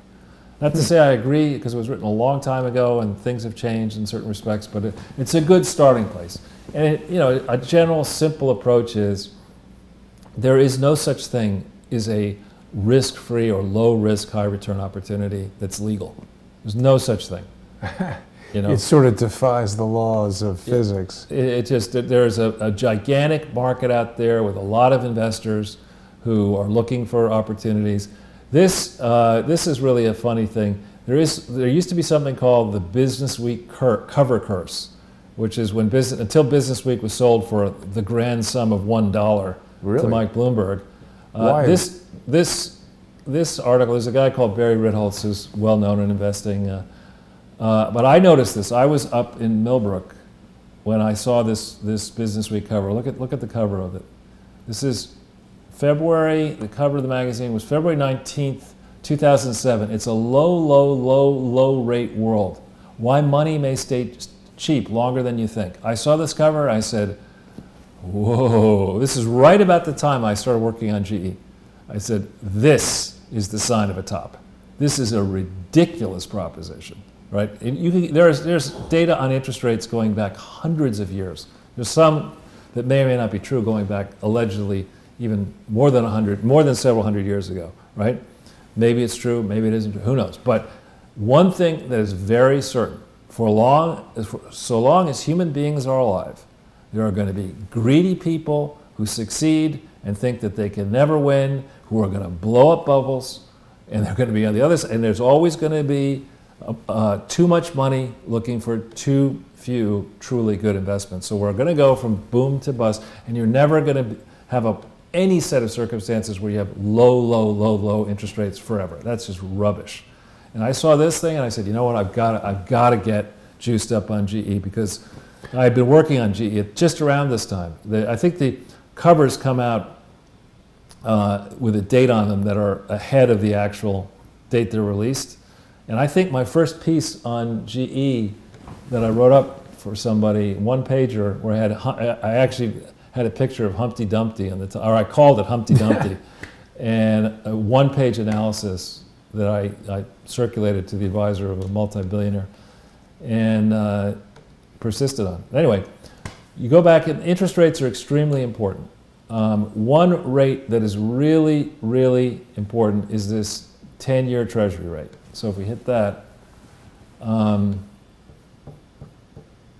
this is a site that allows you to look at this 10-year. This is going back to 2013. You could, if you see, if you hit in there, Jason, max. See that? You see here, max. Did I not? Oh, there you go. Okay, yeah. Now look, there you see graphically, right? Interest rates all the way back in 1962, we'll call it 3 and change. They got as high, they got temporarily up above, up like 16 in the early 80s. Wow. And now, under Obama's tenure, they were actually under 2 in 2012 and 2016. So you see a long history. This type of security was only actively traded from 1962 forward. Okay, so some people, experts like to say that's not even a long enough trend in some people's mind. You should go back even further. But let's talk about back in the, and this you can click and look at. If you hit the download at home, you can actually get all the stuff printed out if you want to look at it. You can change the frequency from, this is daily information. I did it annually. But if we go back into the slide, in the period from 1962 to 1981, now what was going on then from a financial standpoint? A lot. Yeah. A lot was going on. I mean, the United States in 1962 was clearly far ahead of competition in Japan and Europe and around the world economically. Europe had been destroyed twice and was still being rebuilt in Europe. Japan was, still glowing. People were just beginning to think about, how to get back into the world system. I think in 1955, General Motors had, I want to say, a 90% world market share of certain types of vehicles. And in this period, our competition, our economic competition, was not really able to compete the way American companies could compete. What was the negative? We were locked in a Cold War with the Soviet Union. We were still on, very much intense relations with communist China. We had the threat of nuclear war hanging over the world. But in this period from 62 to 81, interest rates rose the whole period, from 4 up to 7. That's on a 7 average, right? Then from 82 to 2000, interest rates actually declined, but they maintained a higher average rate. 8% was the average. Under George W., it was 4.41%. And I call it a fake economic recovery under Obama. With massive deficits, rates fell to an average of 2.52%. Now, what happens when this key rate falls down that low? When it falls down that low, the value of anything that you own goes way up. Right, you're able, let's say you have a debt outstanding, you take out a debt at 8%, and you're able to service it, and now the reference interest rate is 2.52%, you refinance. where you were paying 8% on let's say $1 million or 10 million, whatever it was. Now you're paying 2.52%, and the difference goes in your pocket. And when you have that kind of environment, high average rates going down to these absurdly low rates, you're going to inflate bubbles all over the place, which is what happened. It wasn't a true economic. This period in here under W and particularly under Obama, was not a period where many businesses were being created that were selling more and more products or more and more services at higher per unit prices to the consumer, and simultaneously getting their cash costs down and generating gigantic internal cash flows for the owners of the businesses. That's not what you see across many, many industries. You see these absurd companies like General Electric and others, these complex multinationals that manufactured a story of progress that didn't stand up under close scrutiny. You see the Facebooks and the Googles and the people who are like articulating some view about why their company is valuable, but you look at the financial statements and they're not valuable. And instead there's this bubble mania that causes people to do stupid things. Perhaps that's what Obama meant when he said, you didn't build that. Right. We just gave you the money. Right. And so, and the real thing to think about here is this is just what are called, if you go back to that, these are nominal interest rates. Oops. You're going all over the place. Sorry. It's okay. So these are unadjusted for inflation. So this is just if you bought in the period 82 to 2000, the average, and it varied all over the map, but the average interest rate that you would earn would be 8%, and inflation in that period was nowhere near 8%. Now when people talk about inflation, the pointy-headed economists will say that means consumer price inflation either for urban setting livers or rural setting livers. And you look at the calculations of how they come up with inflation, and maybe they work, and maybe they don't work. I mean, because certainly in this time frame of under Bush and under Obama, certainly the cost of higher education, the cost of David Hogg's Harvard tuition, and ancillary costs of attending Harvard, of the clothes and whatever, the living. I'm sure he's sponsored. Right, but certainly, certainly the cost of trying to make it through an undergraduate top school and then a graduate school has soared well above that interest rate. Yeah. Meaning that if you're intended to finance your higher education by buying 10-year bonds, you're out of business. You're out of business. So the question of what inflation really is, and whether the inflation statistic that the Professor Grubers of this world, who so arrogantly tell you that you're an idiot and they know what's going on, whether those numbers actually are right, I think is something that we could really test hard. I mean, there's one inflation rate for ambitious people who are trying to do well in school and try to make a good impression for their boss. I mean, you can't walk in as a scruffy to a great firm. McDonald's. No, I'm talking about a firm like like if there were a top venture capital firm or hedge fund or law firm. Whatever. You can't walk in with one of those ridiculous hats and a knapsack and scruffy dirty jeans and late reeking of Boca Choco latte with bagel parts on your scruffy beard and say, give me a job. I'm here. After all, I got a 1200 on my SATs. Harvard took me. It must be something. You contrast that with somebody who says, you know what, I'm going to be one of those people who I got, out of 1600, let's say I got 1450, and that's high aptitude. But beyond that, what I'm going to do is, if the appointment is at 9 o'clock in the morning, I'm going to show up at 7:15. If I'm supposed to have, just a resume of one page, I'm also going to bring along handouts, examples of my work. I'm going to do this. I'm going to have spit-shine shoes if I'm a guy, and I'm going to wear, attractive suit or whatever, and I'm going to save up for that. Instead of going out and getting shit-faced every night at college, I'm not going to spend that money. I'm going to spend it on suits. Anyway, well, just real quick, Charles, a lot of people, I think, have been commenting on, Donald Trump has been tweeting about the chairman of the Fed and that the move in interest rates is affecting the stock market. I know you feel like this is the proper adjustment for the interest rate. Absolutely. So you think all this stuff about firing Chief Powell for wrecking the economy is misplaced? Look, I actually know Stephen Moore, and I think he's a good guy, but I'm going to explain why anyone who would say that is just wrong.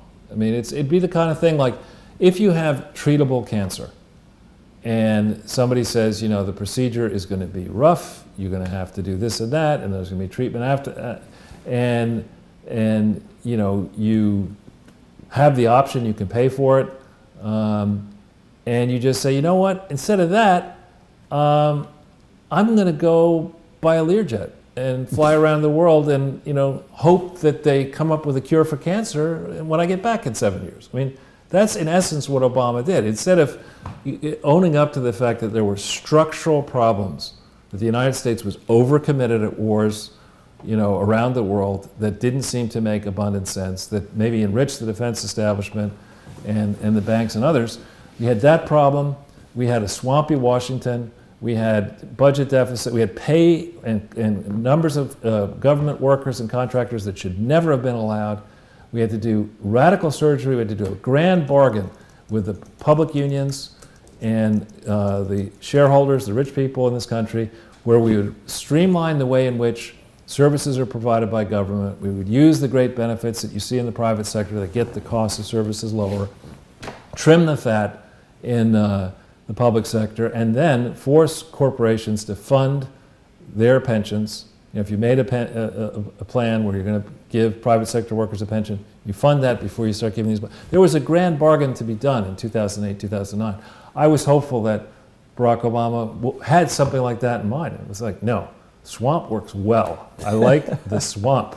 I got Valerie Jarrett over here. She's going to do all this hard crap, pretend that we've got progress. I'll hide behind any excuses I want. I'll get myself reelected. Then I'll follow the Clinton path, only I'll make it bigger. I'll get a better book deal, a movie deal, a Netflix deal, this deal, or that deal. Kite surfing with Richard Branson. Exactly.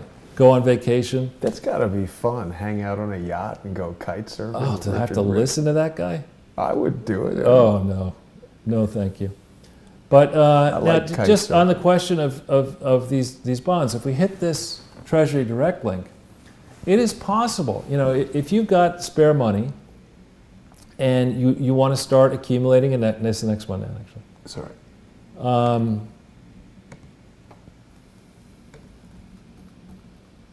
You could put small money into these online accounts here, very tiny money. You could buy Treasury securities in tiny, tiny amounts. And in theory, this is our government running this stuff.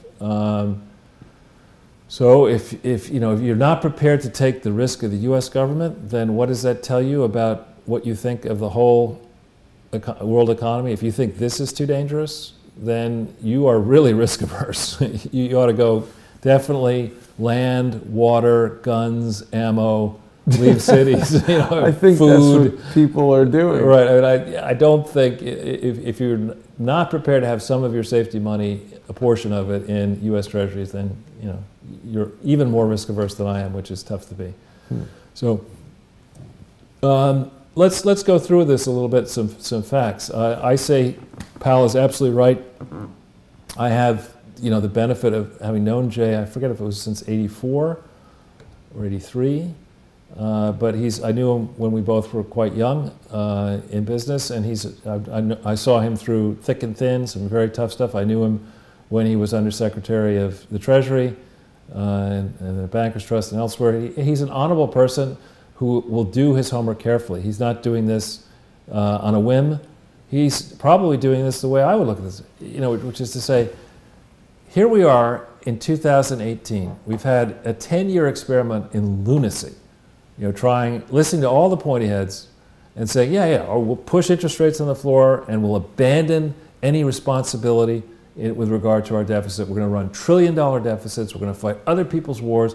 What the hell? Bread and circuses. It worked for Rome. No, it didn't. Why is everybody so upset that Trump is pulling out of Syria? That seems like a good thing. Yeah, again, you find somebody at the local McDonald's. Did you hear Trump pulled out of Syria? That's outrageous. Is McDonald's talking I'm just about saying, if you want the truth, So it's probably the way it works is, you go into McDonald's and if you can't get a job there's a George Soros representative who says, why work? I'll pay you $100 just to show up in a crowd and rant and rave. Go to the next page.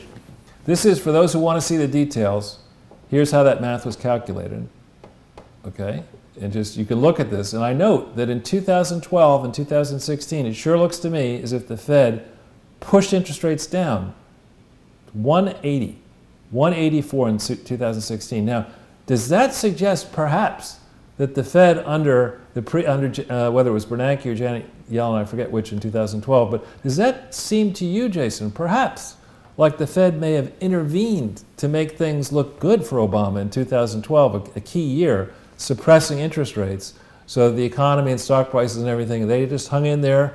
You know, we're going to take the flak on Benghazi. We can't let people lose money. We'll push interest rates down abnormally low in those key years, 12 and 16, when in 12, Barack Obama needed to get re-elected, wow. Yeah, look at and that. 16, where Hillary needed to win, right? So, I mean, I think if we're going to talk about the Fed and its intervention in the U.S. and international markets, and central banks in their intervention in various markets, stock and bond, you know, it's certainly reasonable to talk about that. It's certainly reasonable to demand that the Fed be actually audited, not by BKD, not by Pricewaterhouse, not by Cohn Resnick, but by real accountants. That's reasonable. I don't trust the Fed, Charles. Nor do I, but I mean, you're going to need a central bank of some kind. So anyway, this is so people can see the hard numbers. If we go to the next page. But I mean, if they're sort of, you know, manipulating it in favor of Obama, why would we think that they're not manipulating it to harm Trump? Well, I'm gonna get. That's what we exactly think. All right. So this is an interesting thing. It's got a lot of numbers, but this is telling you.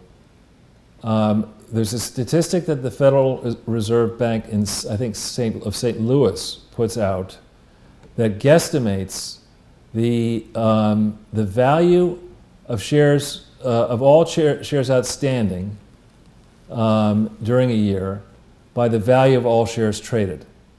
So in other words, and then what I've done is I've taken this ratio and I've multiplied it by 12 months in a year. And this says that the average holding in 1977, you'd hold something for 5 years, okay? And you see then it dropped to less than 4, and then 3, and then 2, and then, you know, by 1986, people were churning their portfolios. In a 10-year period, they went from, on average, holding for 5 years. And I can tell you, there are people, this statistic understates by far the average churn, okay? People who have family money, people who are involved in businesses that they want to keep controlling, their holding period could be, on big money, could be really long, 40 years, 50 years, etc. This is the average, including those people. So if you make a guesstimate about, you know, who are the true long-term holders who can't sell, I mean, if you're... Eric Holder. Well, if you're not Eric Holder, he's... I'm kidding. He's a holder, though. The wrong kind of thing. Warren Buffett, for example. I mean, he is not... I don't think he's ever sold a share of Berkshire Hathaway, and he's been in Berkshire Hathaway a long time. So these are statistics for the whole country, including the Buffetts, including the people who can't sell. This is saying that on average, the average holding period in this short period, in a decade, from Carter, was 5 years. By the time you're close to the end of Reagan's reign, it's a bit more than a year. And then it fluctuated around, but look what happens in 2007 to 2017. You're down in the months. Right, so we've become a stock market speculation nation on average. People are, you know, they're at McDonald's, they're saying, what'd you hear? I mean, I actually did have a guy. McNuggets are down, sell. No, I had a situation like that. I think I'll remind you that I was living in this small town in Millbrook, New York, on the outskirts of town. And there was a really wonderful guy who, he had multiple jobs. He was a tiler, you know, with tiles, and he was very good at this. And he made some money in the early Tyler Durden. No, he was a tiler in like tilers that go on the bottom, tiles that go on, you know, in bathrooms and stuff like that. But he was really good at it. And so he made a bunch of money, and he had a bunch of kids, and he was very responsible. And he thought, I'll open a deli. What the hell? I'll do the tiling work. So he bought this thing across the street, fixed it up, and he opened a deli. And I would go in there, you know, just shoot the shit with him in the morning. He was a nice enough guy. We got to know each other.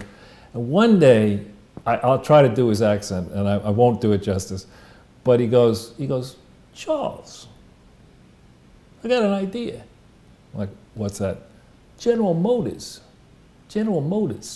options, call options. I'm like, What is that? Betting it'll go down? Betting it'll go up. This is right before the crisis in 2007. You know? And he said, I got a friend, he's a plumber. He's making 35, 50 a week, 1,000 on options. Wow. And I said, that was another confirming thing for me. How is a plumber making 50 exactly, grand a week? Exactly. It tells you that there's this euphoria and people are going crazy, and you shouldn't be, that's a lot of money to be risking, actually. But anyway, you see that kind of stuff, and it's the same thing. Bernard Baruch, I think, who talked about it before the 1929 crash, he was in the equivalent of a taxi or something, and a taxi driver asked him, you know, gave him stock tips, and this was a legendary value investor. He's like, you know what? I think I'll sell everything. and it, you know, it's reliable. If you look at this, going from 5 years your average holding to where you're down at, like, in the months, 4 months in 2011, almost 5 months. I mean, that's wrong. You shouldn't be in this market thinking that in your spare time, up against machines and algorithms and really shrewd people who have massive teams and resources, you're going to be in and out of investments every 5 months on the side. That's just loony land. And a grown-up person looking at this would say, bubble still exists. There still is a freaking bubble. Now we look at the next slide. Now, the other thing, this is really a fascinating thing, okay? This is the value of shares traded as a percent of GDP, okay? So in 1977, when we started out, the average value that the average length of time people held was for 5 years. In that year, the total value of shares traded in the U.S., according to this Federal Reserve data, was just 8%, 1/12 of GDP. Okay, tiny fraction. That's because back then people had had a long diet of crappy returns in the market. Like stock? I don't think so. I mean, in 1974, I made not a tremendous amount of money, but back then, a couple $1,000. You know, tuition for Yale was, I think, right around that. I made it in 3 months working at Simpson Thacher. And my family said, well, you should go see the broker and you know, he'll tell you what you should buy. So it's a family friend, and I go with, I think, my mother or father to this broker. I'm really excited. I put on my tie, you know, I got this money, I'm going to invest it, I have stocks, you know, and I said, what should I do? And he goes, well, I wouldn't buy anything. This is a crappy market. I'm like, this is back in 1974. I'm like, nothing? Nothing? You don't. You should have bought Apple computer. There was no Apple computer. Oh. 74. When did he start? Not 75 or 6. Oh, yeah. Well, he could have gone to that garage. I could have, I should have. But anyway, you know, so you look at this, back in that day, it's 8% of total GDP. And look how it climbs. By 86, it's 40%. Then in the 80s and 90s, it goes to 75%. And look what happens as Bill Clinton really is strapping himself in there on the way out. 95%, 161%, then under Bush, 200%. Wow. I mean, this is gigantic. And then under Obama, it's up still, in all these years, 300% in 2008. Okay? 2008, oh. Yeah. Right? That's in part because the value of GDP went a little bit sideways. But you look at this, I mean, this is telling people who are saying that, you know, the reason we need this tax policy is it'll cause people to invest. And it's bullshit. The level of investment in factories and stuff like that is a minuscule percentage, as we're going to show you in a bit. So you look at this and you say, you know, there has been a tremendous bubble created in the United States. And it dates back really, the most is Bill Clinton is when it starts, in about 1999. We start selling unregulated globalism. It's a world of his creation. Right, exactly. In 99, and we've been up in this bubble land for a long time, where, you know, you get all the charity start out, whatever it is, Charity Navigator gives these stupid foundations that are telling you that they're doing these globalist projects, 4 stars. Moody's and S&P gives these stupid General Electric that's way out of control AAA ratings. You know, this euphoria, you watched on television, you know, Mike Bloomberg is saying globalism is fantastic, and Rupert Murdoch is saying it's fantastic. And, you know, everybody's saying it's all fantastic because they're all benefiting from it. They're getting pieces of it. Their investment portfolios are higher. They don't want anyone to go and say, well, wait a minute, this is a fraud. It's one big, massive fraud.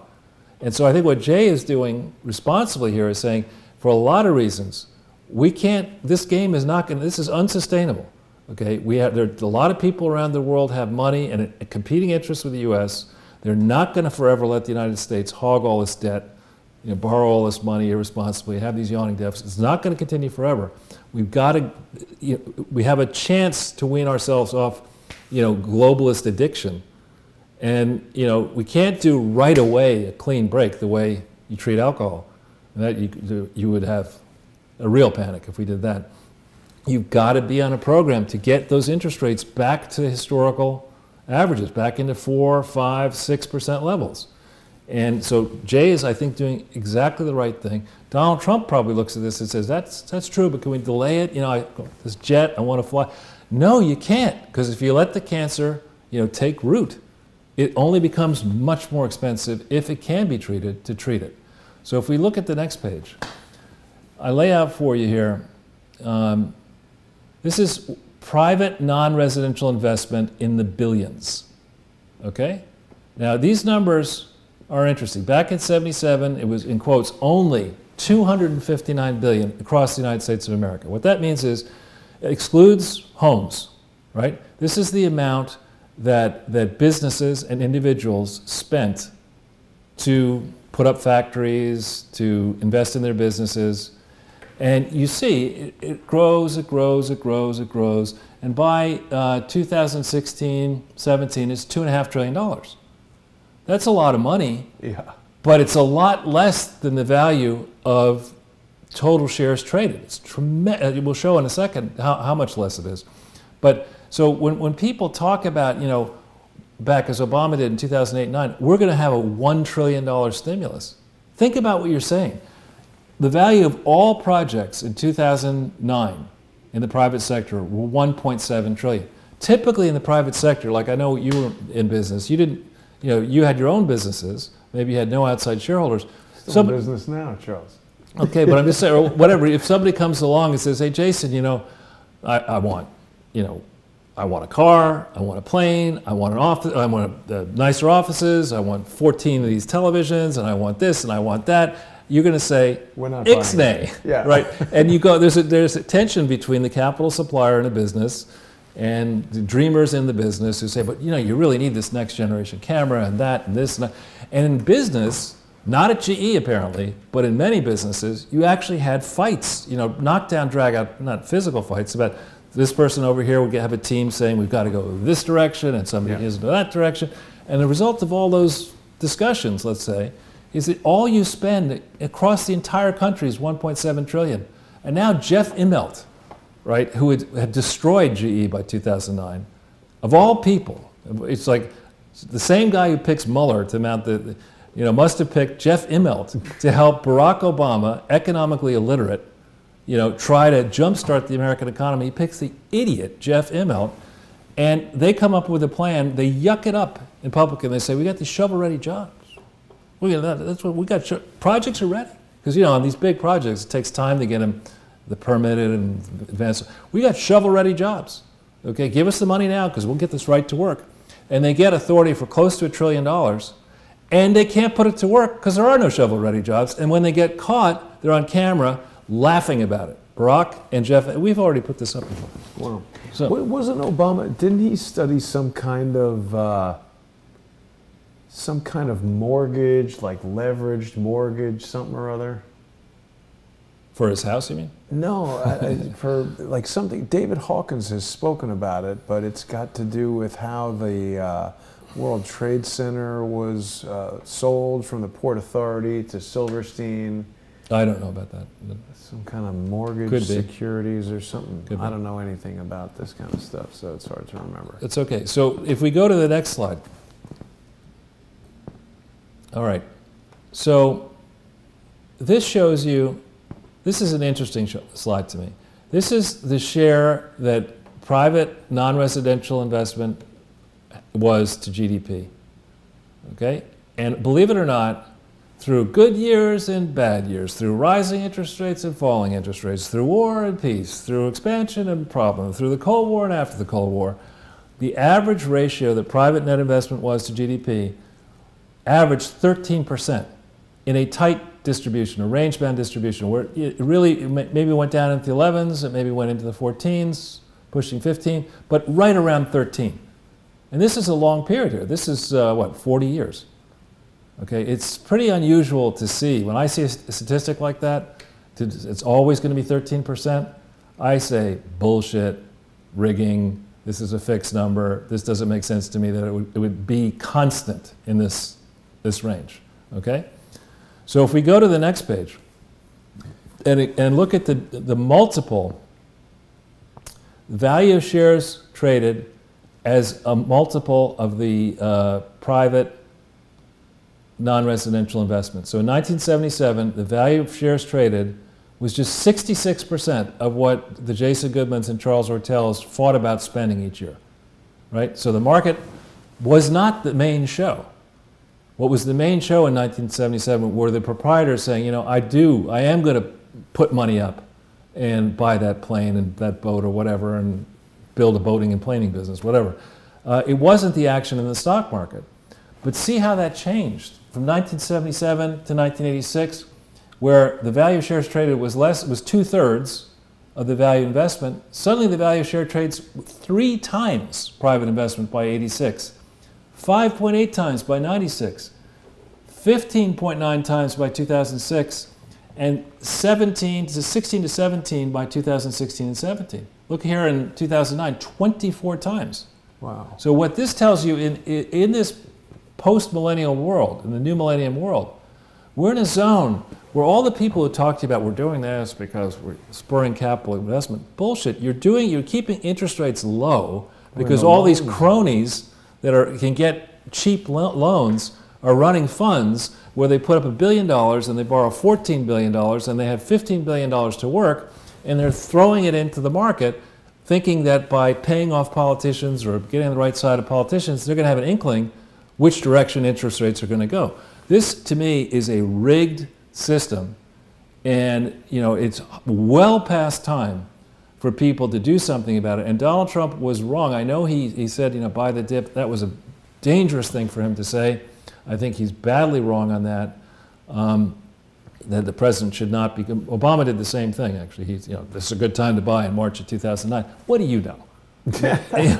And what don't you know that's inside information? Because your central bank can move the market. Right. Why can the president speak about that at all? Shouldn't be doing that. So I hope people, I know this might be a little deep for people who don't like numbers, but there are arguments that do hang together and make sense, that justify extreme caution right now with the market, that justify extreme skepticism of these puffed up companies whose financial statements really don't support a liquidation case valuation higher than even Bitcoin. I mean, they're just in GE. What is a liquidation case validation? Value. A liquidation case would be, so you have all these. I have all these dreams, right? I'm going to get into the whatever business. I'm going to get into the book publishing business. And I got these financial statements that say I'm losing money. Oh, you could publish my coffee table book. Exactly. I'd have to pay my agent.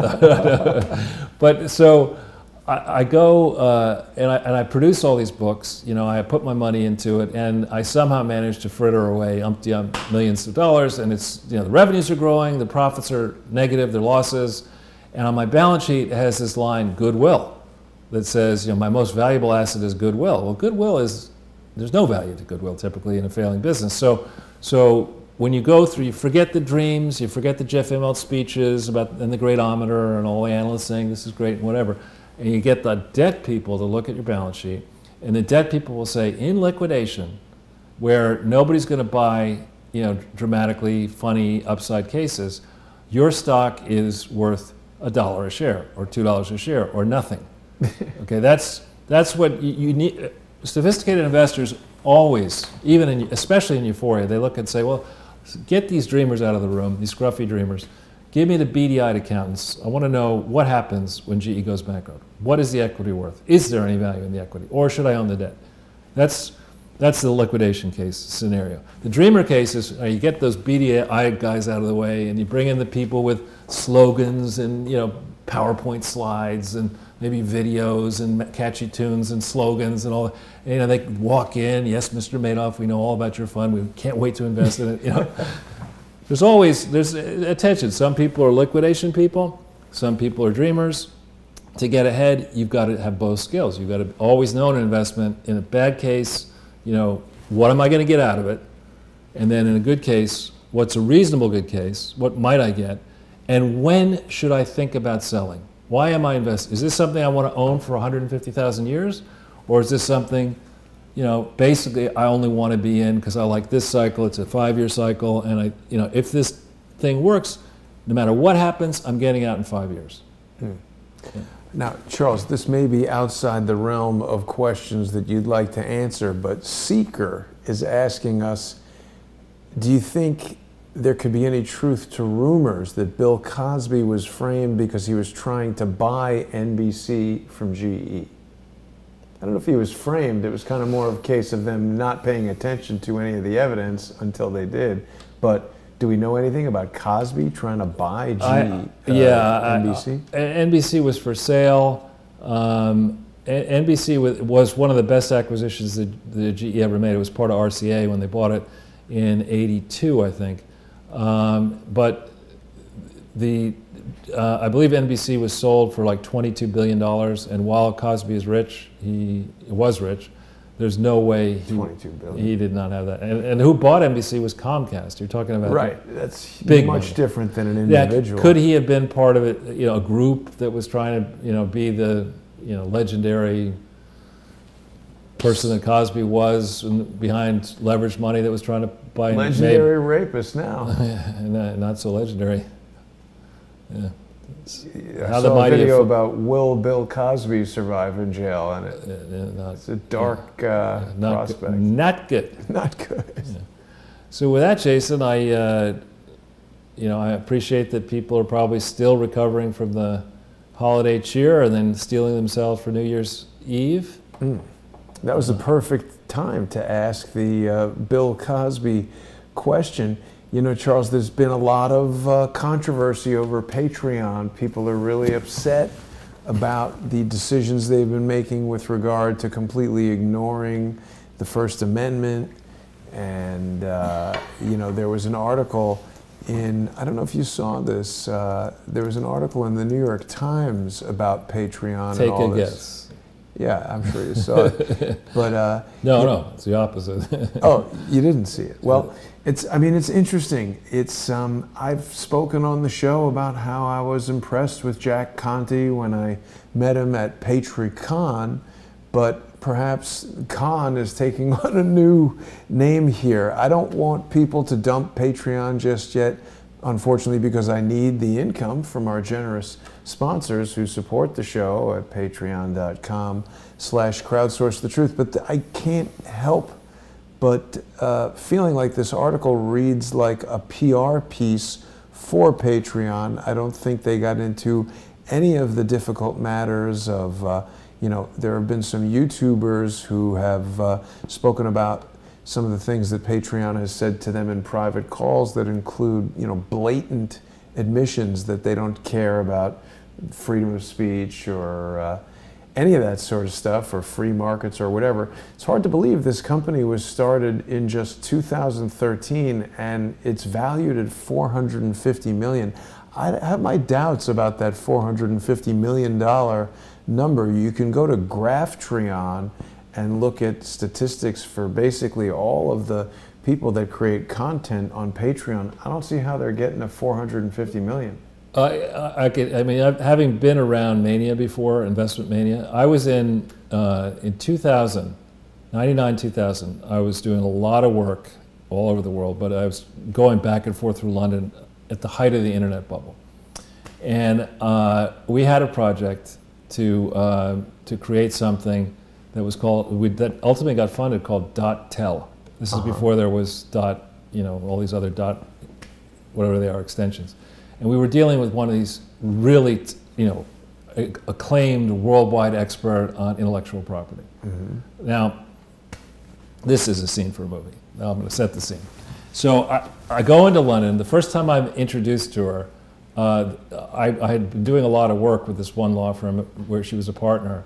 And actually, they had invested, the law firm had invested in my firm, which is an unusual thing to do back then. And the top guy, my friend, he said, "Now, Charles, I got to warn you about this meeting. This person is extremely odd and eccentric, and you just odd, and she is extremely odd. And you just whatever she says, it's probably true. You're not going to believe it, but don't get put off by her demeanor. You're not expecting you never. She doesn't believe in writing memos. She doesn't believe in doing work product, but she's incredibly well connected, and she's training to be an Anglican priest." What? An Anglican priest, which is like, I said, "Oh, really?" So I go in. It's quite a... Yeah, so I go in, and my first meeting with her, I think she's wearing a purple,